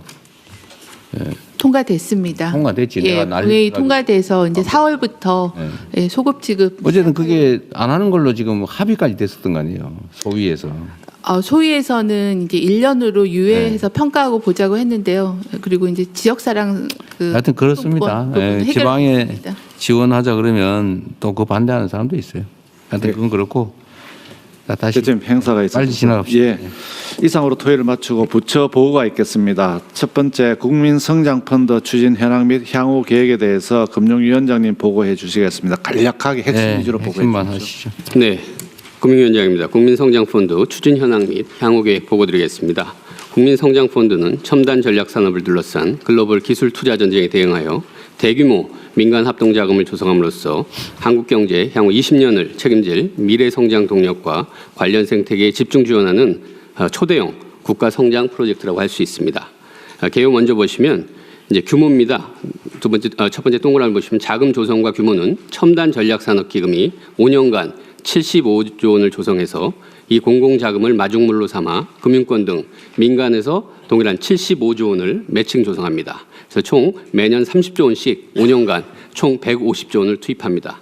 투자 대상은 첨단 전략 산업이 투자 대상입니다. 이 중에서 파급 효과가 큰 사업, 지방 경제에 기여하는 사업, 산업 생태계 조성에 촉진하는 프로젝트가 대상이 되겠고요. 두 번째 그 지방 경제 보시면 대통령 말씀하신 대로 지방 주도 경제 성장을 위해서 저희 국민성장펀드 조성에 150조 원 중 40% 이상인 60조 원을 지방 관련 프로젝트에 투입할 예정입니다. 지원 수단은 직접 간접 투자, 인프라 투용자, 저리 대출 등 다양한 금융 지원 방식을 총 망라했고요. 대규모로 장기간 투자하는 모험 자본이 되겠습니다. 두 번째, 현재까지 신속하게 대상 프로젝트를 선정 발굴하고 있는데요. 1차로 7건의 메가 프로젝트가 선정됐습니다. 그 밑에 작은 글씨로 1번부터 7번 보시는 그 프로젝트들이 되겠고요. 그중에서 2월까지 3건에 대해서는 자금 공급 승인까지 완료가 됐습니다. 그리고 3, 4월 중 첫 번째 K-엔비디아 육성 프로젝트를 뒷받침할 국내 대표 AI 반도체 기업에 대해서 수천 원대의 이건 증자에 직접 지분 투자로 참여하는 게 예정돼 있습니다. 그 밑에 박스를 보시면 지난 1, 2월간 지원된 3가지 실적인데요. 첫 번째는 전남 신안우이 해상풍력, 재생에너지 풍력 사업이 되겠습니다. 두 번째는 중국 배터리 기술을 압도할 수 있는 울산 차세대 2차 전지 공장 구축 사업이 되겠습니다. 세 번째는 평택 AI 반도체 HM 공장 생산기지 구축 사업이 되겠습니다. 모두 파급 효과가 크고 관련 생태계에 굉장히 중요한 그런 의미 있는 프로젝트들이 되겠습니다. 다음 페이지입니다. 향후 계획은 계속해서 첨단 산업 육성의 골든타임을 선점하기 위해서 계속해서 프로젝트 발굴에 더 가속화해 나가겠습니다. 사업 발굴은 지금 협업형으로 하고 있습니다. 산업계, 지방정부, 국민권들과 머리를 맞대고 현장에서 찾고 있고요.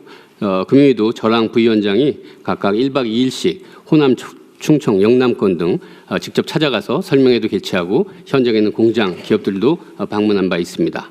그리고 자금 수요는 이런 간담회나 설명회 통해서 지금까지 181건, 약 210조 원의 자금 수요가 지금 제한이 돼 있는 상황입니다. 그리고 제일 중요한 게 산업계, 결국 투자 수요처들이 중요하기 때문에 제가 이제 산업부 장관님 그리고 가계부 장관님 같이 해서 또 금융권, 산업계가 모이는 그런 행사들도 간담회도 계속 하고 있습니다. 그리고 금융권 같은 경우는 은행, 증권, 보험 등 여러 업권에서 국민성장펀드에 아까 75조 원 중 벌써 65조 원 이상 참여를 표명한 바 있고요. 계속해서 프로젝트를 같이 발굴하고 있습니다. 앞으로도 계속해서 성과를 가속화하는데 금년도 30조 원 목표가 있는데 목표 한도에 구애받지 않고 더 필요하면 더 적극적으로 지원하도록 하겠습니다. 지금 2차 메가 프로젝트가 지금 발굴이 지금 예정돼 있고요. 그다음에 벤처 혁신 생태계를 통한 간접 투자 지원은 과거 정책 펀드가 좀 나눠주기 식이었다면 대규모 스케일업, 초장기 지원 이런 부분으로 아주 강력하게 지원하도록 하겠습니다. 특기할 만한 게 국민 참여형 펀드가 되겠습니다. 지금 이 국민성장펀드가 잘 되고 그 첨단 산업이 성장하고 국가 경제가 발전하면 그 성과와 과실을 일반 국민들께서도 같이 함께 공유하실 수 있도록 국민께서 직접 참여하는 그 펀드도 지금 마련해서 출시하려고 하고 있습니다. 규모는 금년에 한 6천억 정도고요. 매년 6천억씩 해서 5년간 한 3조 원 정도 지금 예상을 하고 있습니다. 운영 방안은 안정적인 수익 확보를 위해서 여러 가지 장치를 지금 마련하고 있습니다. 첫 번째는 정부 재정이 후순위 출자로 참여해서 손실을 우선 부담하는 방식으로 위험을 방어합니다. 그래서 국민 공모자금의 위험 부담을 최소화하고요. 두 번째는 세제 측면에서 파격적인 소득 공제랑 배당 소득 분리과세를 통해서 수익률을 극대화하겠습니다. 다만 이 부분은 지금 국회 기재위 조세소위에서 마지막 지금 논의가 이루어지고 있습니다. 세 번째는 역량 있는 최고의 운용사를 선정해서 국민자금의 안정적 수익 확보를 지원하겠습니다. 추진 일정은 절차를 가능한 최대한 당겨서 한 5월 중에는 한번 출시가 될 수 있도록 한번 속도를 내보겠습니다. 그리고 보다 많은 국민들께서 참여하실 수 있도록 서민 전용 물량을 우선 배정한다든지 1인당 투자 한도를 설정한다든지 그런 세부적인 판매 방안도 정교하게 설계해 나가겠습니다. 이상 보고 마치겠습니다. 잘 준비하시는데요. 너무 소심한 거 아닌가요? 이게 국민참여펀드는? 네, 저 규모에 대해서 굉장히 고민을 많이 했는데요. 일단 시범적으로 해보되 5년 동안 이렇게까지는 하지 말고요. 예를 든다면 지금 송배전망 구축에 60조 원 든다고 하지 않았어요? 네. 근데 지금 한전 돈으로 하기 어렵잖아요. 네네. 한전에 뭐라고 한전에 빚을 져가면서 부채율 올라가면서 합니까? 그럴 필요 없고 한전이 주관이 되되 이거는 사실은 송배전망 사용료는 정부가 일종의 전기요금처럼 정할 거 아닙니까? 그 손해 안 나게 정할 거 아니에요. 이것처럼 안전한 사업이 어디 있어요? 그러니까 이게 지금 돈이 없어서 못한다 이런 소리 하면 안 되고 송배전망 구축 사업은 어떻게 돼가고 있어요? 빨리 해야 될 거 아닙니까? 네. 그 재원을 이런 거 땅 짓고 헤엄치기 사업이잖아요. 사실은 국가 인프라 구축 사업은 사실 요금이나 이용료 뭐 이런 거 받는 거는 손해 안 되게 다 받잖아요. 책정해서 받잖아요. 심지어 정부가 재정으로 수익을 보전해 주기도 하잖아요. 꼭 필요한 경우는. 이렇게 하면 그 투자 자본은 괜히 누가 빚져가면서 회계상 부담을 져가면서 할 필요가 없을 것 같고 이런 거에 국민들이 참여할 수 있게 해주면 지금 시중에 지금 투자할 돈이 넘쳐나는데 그런 것도 흡수도 좀 하고 좀 빨리 신속하게 하고 좀 그랬으면 좋겠는데 상의 안 하세요? 아니 했습니다. 근데 아마 지금 이거는 돈 문제보다도 송배전은 한전이 그런 걸 할 때 민간 자금을 지금 사업권들을 한전한테만 독점적으로 주는 부분이 어떻게 돼요? 한전은 그 기업 경쟁력이 있어서 그동안은 싼 이자를 받아서 쓰고 있었는데요. 뭐 핵심적으로는 지금 민원 때문에 사실 잘 안 되고 있긴 합니다만 기왕이면 햇빛 소득, 바람 소득, 개통 소득 해서 그 이익이 국민들에게 돌아갈 수 있도록 금융이랑 잘 설계하도록 하겠습니다. 그러십시오. 그리고 지금 송배전망이 전북, 충청 거쳐서 올라오는 거는 지금 저항이 심해가지고 쉽지 않을 겁니다. 앞으로. 그거 쉽지 않을 거 아니에요. 그래도 어쨌든 해상 송전망을 지금 만든다는 거고 해저 송전망. 그런데 육상 송전망은 지금 그 민원이나 아니면 지역 입장에서 자기 지역 지나가면서 땅도 못 쓰고 그 허용하기 쉽지 않을 건데 그러니까 수도권이 결국 전기 부족 현상이 발생할 거 아니에요. 그래서 원래 육상 송전망이 6개 정도 됐었는데요. 그것의 상당 부분을 해상으로 돌려서 최소화 한 건데요.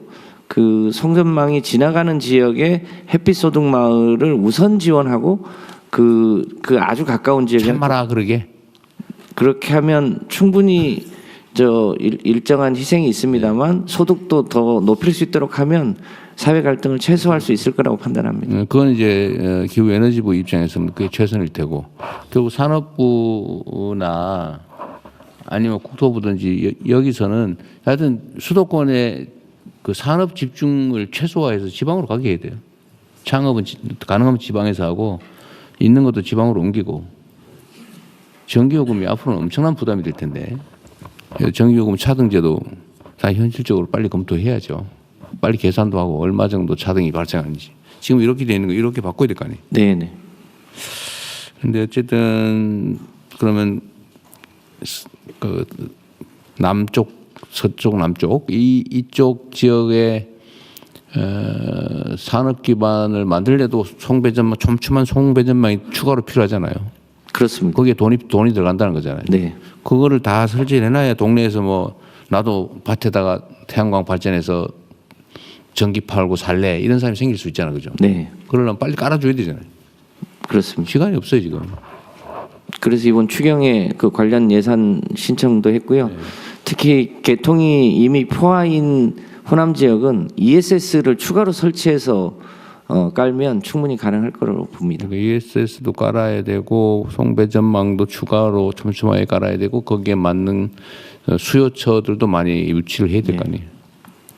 하여튼 그리고 거기 들어가는 대규모 투자는 아주 안전한 투자이기 때문에 장기적이고 안전한 투자이기 때문에 그거는 국민들한테 기회를 좀 주자. 이게 전에도 한번 얘기했지만 이거를 정부 재정으로 하려니 채무 부담 때문에 부담스럽고 민간에다가 회사에다 맡기는 너무 욕심을 부리고 그 무슨 꼬리에 리자 붙은 그 옛날에 말씀한 거 있잖아요. 하여튼 너무 비싸게 받아서 막 폭리를 취하고 이래서 국민 부담이 되고 딱 중간에 국민들이 투자하고 정부가 관리하는 걸로 하면 너무 욕심도 안 부리고 안전한 수익도 없고 그럴 수 있잖아요. 중간 제3섹터라고 합니까? 하여튼 이거를 최대한 많이 발굴해서 합시다. 네, 인프라 투용자 같은 경우는 국가 경제 미래를 위해서도 중요하고 말씀하신 대로 성과가 국민들한테 나눌 수 있는 부분이어서 계속해서 관계부처랑 사업 잘 발굴하도록 하겠습니다. 네, 국민들에게 안전한 투자처럼 만들어주는 게 국민경제 발전에 도움이 되잖아요. 국민소득도 올리고 자산 양극화도 조금 완화하고. 네, 국토부의 코레일 SR 고속철도 통합 추진 현황은 잘 되고 있는 거죠. 예. 세부 내용 우리가 알 필요는 없을 것 같고. 예. 일단 최대한 신속하게 원래 우리 약속한 것이기도 하고. 네. 이게 회사에도 도움이 되고 국민에게도 도움이 되고. 네네. 그런 거잖아요. 이게 사실은 아주 정말 적나라하게 얘기하면 이거 알짜 부분 떼서 팔라고 분리해놨던 거 아닙니까? 네, 빨리 다시 합치고. 예. 대신에 이게 조직들이 통합이 되면서 좀 문제가 생길 거예요, 그죠? 그러나 그거는 뭐 단기적으로는 좀 분리해서 관리하든지 하고 장기적으로는 좀 통합해가고 그렇게 해야죠. 뭐. 한꺼번에 통합은 좀 더 땡겨서 9월 중에 마무리할 생각이고요.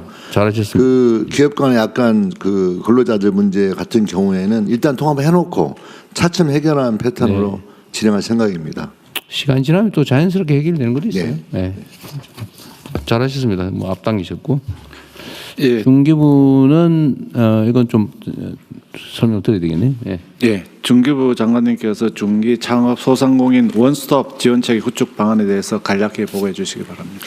네, 보고 드리겠습니다. 내용 보시면 중기 쪽 복잡함과 그 간담회하면서 가장 많이 나왔던 것들이 어렵다, 서류 쓰기 힘들다, 그리고 너무 많다라는 이야기들입니다. 그래서 전체적으로 줄이는 쪽에 집중했습니다.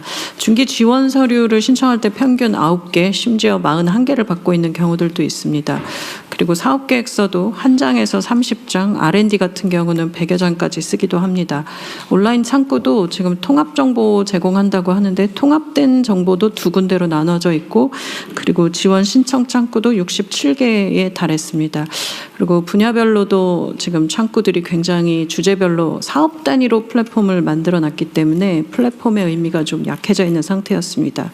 유선 상담 창구도 35개 전화번호입니다. 1357 번호를 갖고 있긴 한데 여러 곳으로 나뉘어져서 중기자금, 소상공인, 기술보증, 공공구매 이렇게 다 나눠지고 또 중소벤처기업청, 그 지방청과 그리고 창조경제혁신센터로 나눠져서 전화를 서로 돌리기도 좀 바쁘고 하는 상황들이었습니다. 그래서 과도한 신청 서류로 인해서 브로커들이 들어오는 일들도 굉장히 많아지고 있는 상황입니다.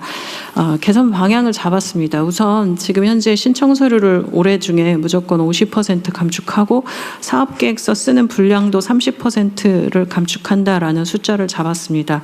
그리고 AI 기반으로 해서 중소기업 통합지원 플랫폼을 구축했고 5월 중에 시범 운영 오픈할 예정입니다. 그리고 35개 유선 상담 전화번호는 1개 1357번으로 통합해서 문의가 있으면 1357 연결하면 나머지로 연결되도록 자동 연결되는 체계를 구축할 예정입니다.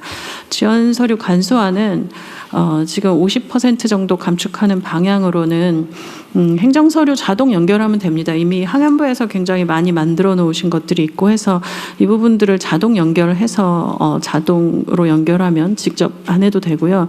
또 서류를 서명해서 스캔 받아서 넣도록 했던 이런 제 개인정보 제공 동의서나 청렴서 역사 이런 것들이 있는데 이거는 그냥 온라인에서 체크하도록 변경하면 굳이 제출하지 않아도 됩니다. 그리고 지원 수혜 이력이나 이런 것들은 중기부가 갖고 있는데 이런 것들을 굳이 업체 보고 내라고 하는 것들도 그냥 폐지하기로 했습니다.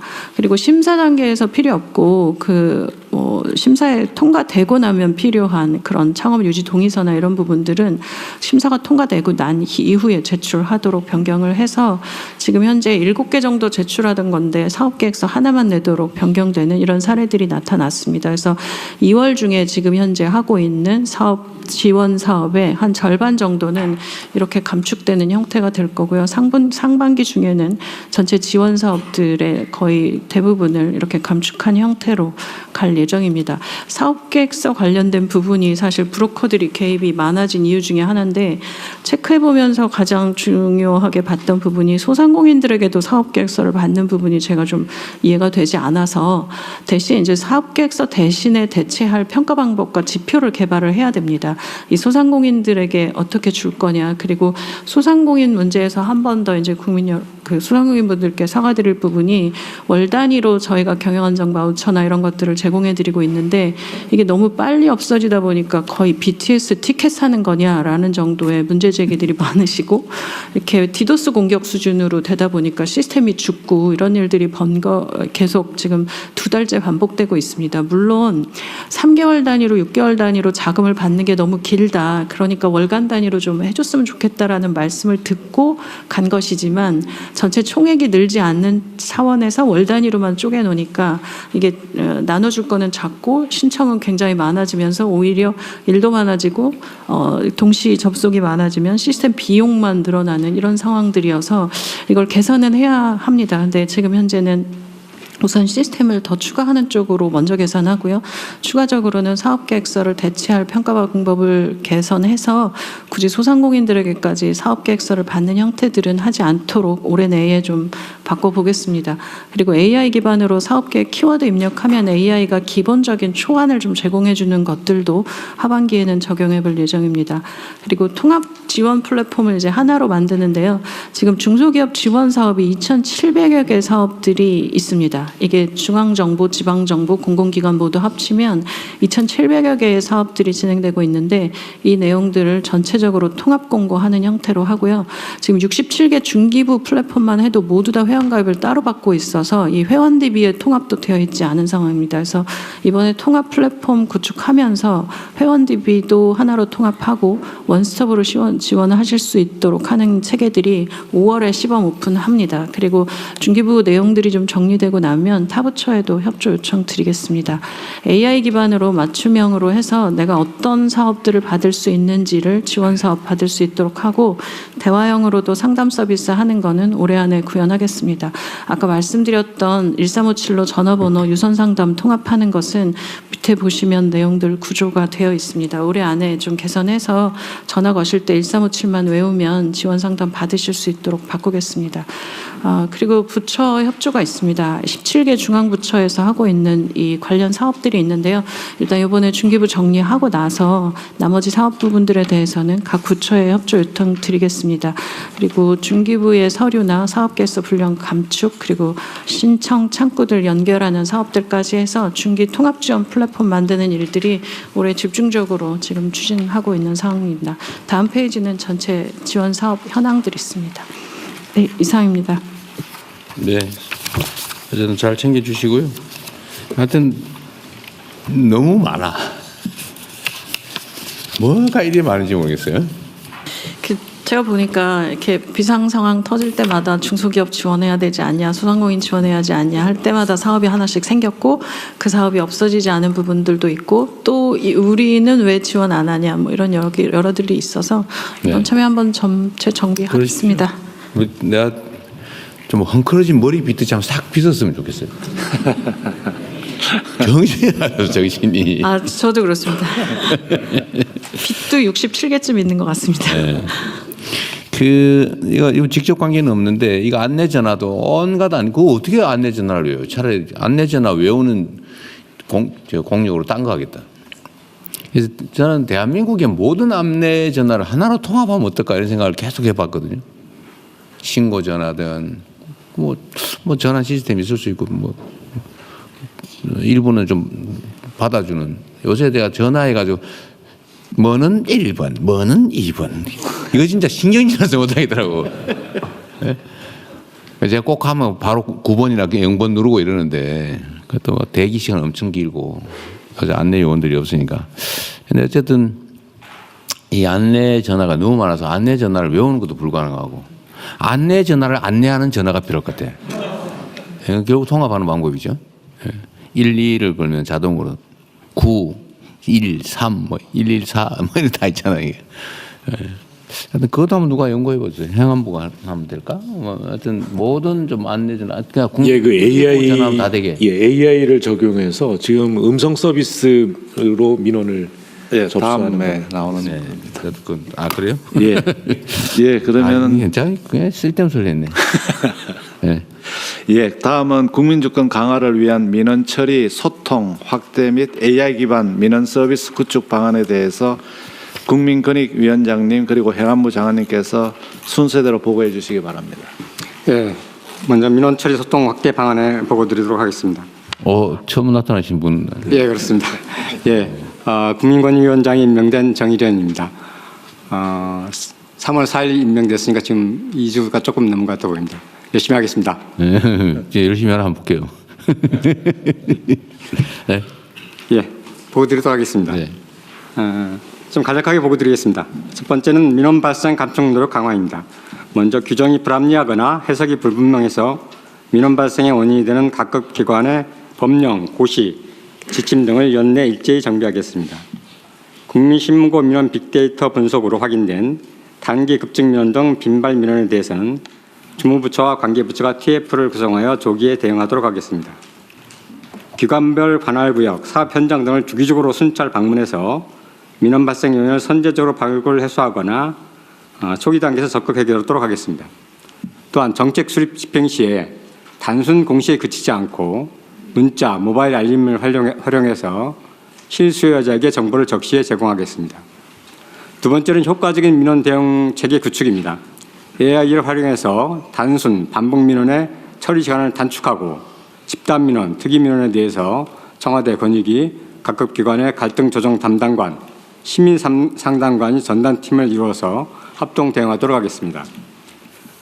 최근 시민 상담관을 20명에서 112명으로 대폭 확충한 바 있습니다. 민원의 처리 과정과 결과에 대한 민원인의 신뢰 제고를 위해서 객관적, 중립적, 제3자적 시각에서 민원을 처리할 수 있는 ombudsman을 확대하도록 하겠습니다.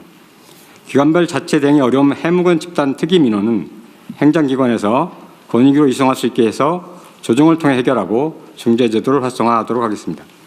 또한 전향적으로 국민고충을 해소한 소속 공직자에게 특별 성과 포상금 등 인센티브를 부여하여 민원 처리를 부수적인 업무로 인식하는 조직 문화를 바꾸도록 하겠습니다. 세 번째는 정부 차원의 이행관리 추진입니다. 먼저 반기별로 대통령 주재 집단 갈등 조정 회의를 개최해서 다부처 관련 민원, 갈등 현안을 집중 점검하고 오늘 보고된 사항의 이행 동력을 확보하도록 하겠습니다. 또한 민원 서비스 종합평가, 갈등 관리 평가 등을 활용하여 민원 처리 실태를 전반적으로 점검하고 민원 서비스의 품질을 개선하도록 하겠습니다.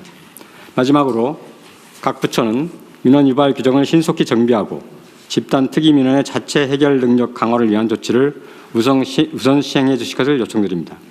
또한 기관 발생 민원에 대해 현장 방문 순찰을 적극적으로 실시하고 민원 담당자 인센티브 부여와 민원 해결 역량 강화에도 노력해 주시길 당부드립니다. 이상 보고를 마치도록 하겠습니다. 네. 아주 준비를 잘 하셨네요. 하여튼 정부가 국민들로부터 원성의 대상이 되면 안 되죠. 국가가 국민을 위해서 존재하는 건데, 하여튼 공직자들의 기본적인 자세에도 이런 게 있어요. 민원 그 원자를 한자로 어떻게 쓰시는지 아시죠? 이게 두 가지로 쓰이더라고요. 원하는 것이란 뜻의 한자를 쓰기도 하고 원성이라고 할 때 그 원. 근데 보통 우리는 그 원성으로 들어요. 그 막 귀찮고 피하고 싶고 막. 그리고 민원 내는 사람은 어쩌면 좀 나쁜 사람 또는 뭐 부족한 사람 이런 인식이 공직 사회에 있는데 저는 절대로 그러면 안 된다고 생각해요. 국민을 위한 정부라 해야 되니까 국민들이 그렇게 원성을 갖게 하는 것 자체가 문제죠. 예를 들면 반복 민원을 낸다. 반복 민원 낸 사람이 잘못이라고 보통 생각하지만 그 사실은 초기에 충분히 설명하고 처리해 줄 거 하고 안 되는 이유 제대로 설명하고 진지하게 공감하고 눈높이 맞춰서 정말 소통하고 공감해 줘서 그러지 않거든요. 포기시켜야 되거든요. 근데 그거 함부로 그냥 이거 안 되는 건데 이렇게 집어 던지니까 또 화가 나가지고 던졌다고 그다음에 민원 내고요. 그 처리한 사람은 직무유기했다고 또 민원 내고 막 이러면 막 산더미처럼 늘어나서 나중에 평생 그것만 하고 살아요. 공동체도 괴롭고 본인도 안타까운 삶을 살게 된 경우가 상당히 많습니다. 내가 보기에는 아마 수십만 명이 그러고 있을 가능성이 있어요. 어쨌든 이거를 끊어야 됩니다. 국가적 에너지 낭비를 줄이기 위해서도 끊어야 되고 그러려면 사명감 가진 전문가가 필요해요. 이게 민원을 들어주고 조정하는 것도 이 아무나 막 하는 게 아니고 인내심이 있고 애정이 있고 실력이 있고 이런 사람이 충실하게 해줘야 되거든요. 근데 그 전담 인력도 당연히 있을 테고 각 부처 갈등 조정 담당관 지정하라고 했다는데 이 날짜 정해가지고 안 하면은 저한테 얘기하세요. 시행한 다음에 알겠습니다. 취합하시고 교육도 시켜야 되잖아요. 먼저 좀 입법적인 해결이 좀 돼야 되겠어서요. 그 부분에 관해서 개정안이 좀 올라가 있는 상태입니다. 하여튼 민원이 없을 수는 없는데 민원이 악화되지 않게 하는 건 우리의 몫이죠. 잘 알겠습니다. 좀 각별히 신경 써주시기 바랍니다. 예, 그러면 이상 네 건은 행안부 행안부 보고. 이거 뒤에 행안부 아차. 제일 중요한 게 지금 두 부처 보고 있다고 말씀하셨는데. AI 감정이 안 좋은 거 아니에요? 저희 사이 좋습니다. 사이 좋아요. AI 기반 민원 서비스 구축 추진 상황을 보고드리겠습니다. 먼저 민간 플랫폼을 이용한 AI 국민비서입니다. 네이버, 카카오 등 민간 플랫폼의 자원과 기술을 활용해서 간단한 대화로 주민등록 등본, 사업자 등록증 등 100여 종의 민원 서류를 발급받거나 주민센터 강의실, 한전 테니스장 같은 이 공공시설, 체육시설 같은 것을 1,200개 예약할 수 있는 서비스가 3월 9일부터 시범 서비스로 개시 운영 중입니다. 다음은 이 정부 민원 플랫폼을 이용한 AI 정부24인데요. AI 정부24는 국민 약 2,500만 명이 사용하는 정부 대표 민원 채널인 정부24에서 정확한 행정 용어를 몰라도 일상적인 언어로 전입신고라든가 이런 대부분의 민원 서비스를 안내받고 처리할 수 있는 서비스입니다. 정부 24에서 제공하는 1만여 종의 민원을 안내할 수 있어서 이 역시도 3월 9일부터 시범 서비스가 운영 중에 있습니다. 잠깐 시연 영상을 통해서 설명드리겠습니다. AI 국민 비서는 국민들이 많이 이용하는 민간 채널을 활용해 간단한 대화로 서비스를 제공합니다. 이를 통해 100여 종의 민원 서류 발급과 1,200개의 공공시설 예약을 편리하게 할 수 있습니다. 네이버 로그인 후 마이페이지에서 AI 국민 비서를 선택한 후 질문을 통해 민원 서비스를 이용할 수 있습니다.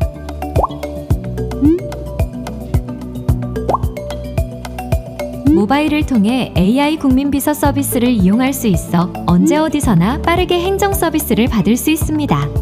이제 메뉴를 찾지 않고 대화로 간단히 민원 서류를 발급할 수 있습니다. 답변이 어려운 질문에는 AI가 답변하지 않도록 구현하여 잘못된 정보가 제공되지 않도록 합니다.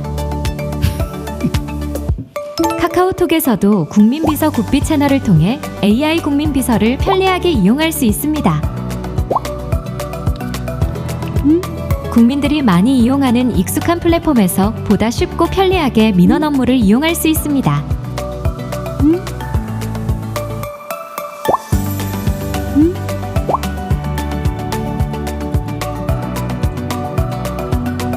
AI정부24는 정부 대표 민원 채널인 정부24에 AI를 도입하여 국민들에게 1만여 종의 민원을 안내하고 처리할 수 있습니다. 정부24 앱으로 접속해 메인 페이지에서 정부24 AI에게 질문을 합니다. 정부24 AI는 1만여 종의 민원 중 질문에 맞는 서비스를 찾아 쉽게 요약해 답변을 제공합니다. 민원과 관련된 페이지 링크까지 함께 안내되기 때문에 원하는 서비스를 빠르게 찾고 바로 처리할 수 있습니다. 여권 분실이나 중고차 판매 후 세금 환급 같이 일상에서 필요한 정부 서비스를 쉽게 묻고 신청할 수 있습니다. 향후에는 AI 민원 서비스 이용 데이터를 분석해 지속적으로 답변 품질을 높여 사용할수록 더 발전된 AI 서비스 제공이 가능합니다.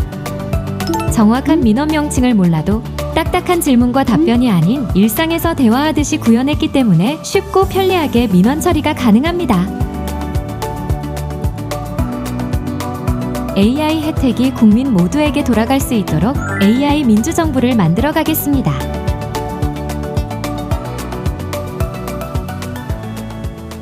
네, 계속해서 보고드리겠습니다. 다음 페이지입니다. 앞으로는 지금 보신 이 대화형 민원 서비스를 음성으로 가능하도록 이 준비해서 올해 말까지 음성 서비스가 제공됩니다. 국민들께서 여러 기관에 신청하는 불편함이 없이 한 곳에서 신청받아서 처리하는 이런 복합 민원 원스톱 서비스도 제공해 나갈 계획인데요. 좀 전에 중기부 장관님 말씀하신 것처럼 중소기업 통합지원 플랫폼이 시범 실시되는 5월부터는 식당이나 미용실 창업 시에 시청, 세무서 등 여러 기관을 방문해야 되는 대신에 정부 24에서 원스톱 민원 신청이 가능해집니다. 지금까지 예를 들면 일반 음식점 창업 시에는 최대 9개 기관을 8번 방문해 오셨습니다. 이것이 이 온라인을 통해서 원스톱 1회로 가능해집니다. 또 10월에는 복지부의 시스템인 복지로 시스템이 준비돼서요. 임산부 교통비 지원 같은 신청 요건을 충족하는 혜택이 있으면 시스템이 미리 알아서 그 대상자에게 혜택을 알려드리고 그것을 바로 그 자리에서 신청하실 수 있도록 안내하는 자동 신청 서비스가 도입되겠습니다. 앞으로 각 부처의 AI 민원 서비스가 정리가 되는 대로 계속 이 서비스를 확대해 나갈 계획입니다. 아울러 권익위에서 보고드렸듯이 국민신문고 질의에 대해 AI가 답변을 추천하고 빈발 중복 민원을 처리하는 이 국민신문고 AI 서비스도 2월부터 제공되고 있습니다. 국세 분야에서도 AI 챗봇 상담 가능해지도록 준비하고 있습니다. 각 부처별로 추진하고 있는 이런 AI 민원 서비스를 통합해서 한 곳에서 신청, 발급, 혜택 알림 등 모든 민원 서비스를 제공하는 AI 통합 민원 플랫폼을 구축하겠습니다. 예, 이상입니다. 우리가 모르는 사이에 그 인공지능이 엄청나게 생활 속으로 많이 들어와 있죠. 근데 아마도 뭐 우리가 상상하는 것 이상으로 우리 국민들 중에는 이 인공지능이 이렇게 일상에서 그냥 활용되고 있다는 걸 모르는 분도 꽤 많을 거예요. 그러니까 이게 모두의 AI 정책에 따라서 우리 국민들께서 이렇게 접근할 수 있게 인공지능에 접근할 수 있게 기회를 만들고 교육하고 하는 게 꼭 필요한데 지금은 그냥 하면 다니고 안 하면 할 수 없고 지금 그런 상태 아닌가요? 아닙니다. 정부가 지금 그 초중고 대학 일반인들까지 지금 교육시키려고. 그러니까 초중고는 준비는 하고 있는데 초중고는 그렇다 치더라도 그 소위 사회교육, 평생교육 형태로라도 기회를 줘야 되는 거 아닌가요? 네, 일반 국민들 대상으로도 지금 노동부에서 지금 중소기업 재직자들 대상으로 모두 AI 모두 지방에 우대합니다. 네. 어쨌든 노동기업 영역일 거고. 그렇습니다. 교육부에서도 그 평생교육까지 특히 각 지역에 있는 전문대학과 연계하고 하면서 유초등부터 평생교육까지 모두 AI 교육을 이제 추진하고 있습니다. 네, 이거를 하여튼 정부 차원에서 각 부처 단위로 하고 있겠죠. 하고 있을 텐데 관심 있는 데는 더 많이 하고 그럴 수 있는데 어쨌든 빠지는 데가 없게 네네. 전체 일괄적으로 정말 물샐 틈 없게 이렇게 하는 건 누가 담당해요? 행안부가. 예, 전 국민에게 AI의 유용성, AI의 활용 방안에 대해서 설명하고 기회를 부여하는 거. 이건 누가 담당합니까? 어느 부? 저희 그 행안부하고 우리 과기정통부가 함께 하고 있고요. 그 부분에 대해서 민간까지 참여하는 국가 AI 전략위원. 하여튼 지원이야 저기 그 과학기술부가 하겠지만 최종 책임. 네, 저희 그 행안부하고 행안부 소관, 행안부 업무예요? 그럼 행안부가 다른 공동으로 그 기관 공동으로 그런 거 없어요. 각 부처가 각자 일을 하겠죠. 예. 또 필요한 지원을 받겠지만 어쨌든 네네. 최종 책임. 책임은 저희가 지겠습니다. 그러니까 여기서 하고 그러면 행안부 주관으로 네네. 주관으로 다른데 혹시 빠지는 데 없는지 예. 잘 챙겨봐 주시기 바랍니다. 네, 알겠습니다. 왜냐하면 교육부는 교육부대로 뭐 학생들은 직장에서 뭐 다양하게 할 텐데 네네. 빠지는 사람이 있단 말이에요. 네네. 왜냐면 시설도 이용 안 하고 맨날 집에 누워 있는 사람이 이런 사람. 물론 그런 게 극단적 예외지만 어쨌든 누락되는 데가 없이 인공지능을 일상에서 활용할 수 있도록 하는 건 중요할 것 같고요. 제가 계속 상상해 봤던 것 중에 하나인데 내가 국가로부터 도움 받을 수 있는 게 뭐가 있을까? 이렇게 물어보면 네. 원래 쫙 읊어줘야 되잖아요. 그렇죠. 근데 그게 가능해집니다. 나의 그 데이터 조건을 다 제공해 줘야 되겠지 대신에. 나는 장애 몇 급이고 뭐 소득 수준이 얼마나 되고 뭐 예를 들면 인공지능이 물어봐 줘야 되겠죠. 이게 지금 이 모바일 신분증이 주민등록증이 있기 때문에요. 그거 가지고 본인 인증만 하면 인증하면 전체 자료를 모아서 AI가 알아서 그 사람에게 필요한 서비스 가능한 서비스를 알려드려요. 여기 저기 지방에 어디 가시면 지금은 반값 여행이 가능한데 무슨 어디에 호텔 가면 또 얼마짜리고 뭐 이런 거 해줘야 될 거 아니에요. 그건 이제 여행 가고 싶다 이렇게. 그러니까 여행 가고 싶다, 국내 여행 가고 싶다 이러면 쫙 지금 그런 시대가 곧 오잖아. 이미 와 있잖아요 지금. 이제 저희 이 순서대로 보면 내년 정도면 그게 완벽하게 가능해요. 그러면 여기에 정부가 얼마 어떤 걸 지원해주고 있으니까 그 어디 가서 어떻게 활용해라. 내가 대신 해줄까 뭐 이렇게 되는 거 아닙니까? 대신 신청도 해줍니다. 신청도. 예. 손가락, 예약도 해주고. 손가락 안 써도 되는 거죠 이제. 예. 말로만. 예. 어쨌든 이런 상황이라는 거를 모르는 분들이 상당히 많다 아직도. 어쨌든 접근 기회를 부여하는 것도 해야 될 중요한 일인 것 같습니다. 네. 그러면 이어서 의원 심의를 시작하겠습니다. 의원 심의는 비공개로 운영되오니 언론인 여러분께서는 협조해 주시기 바랍니다. 예, 국회 본회의를 통과하여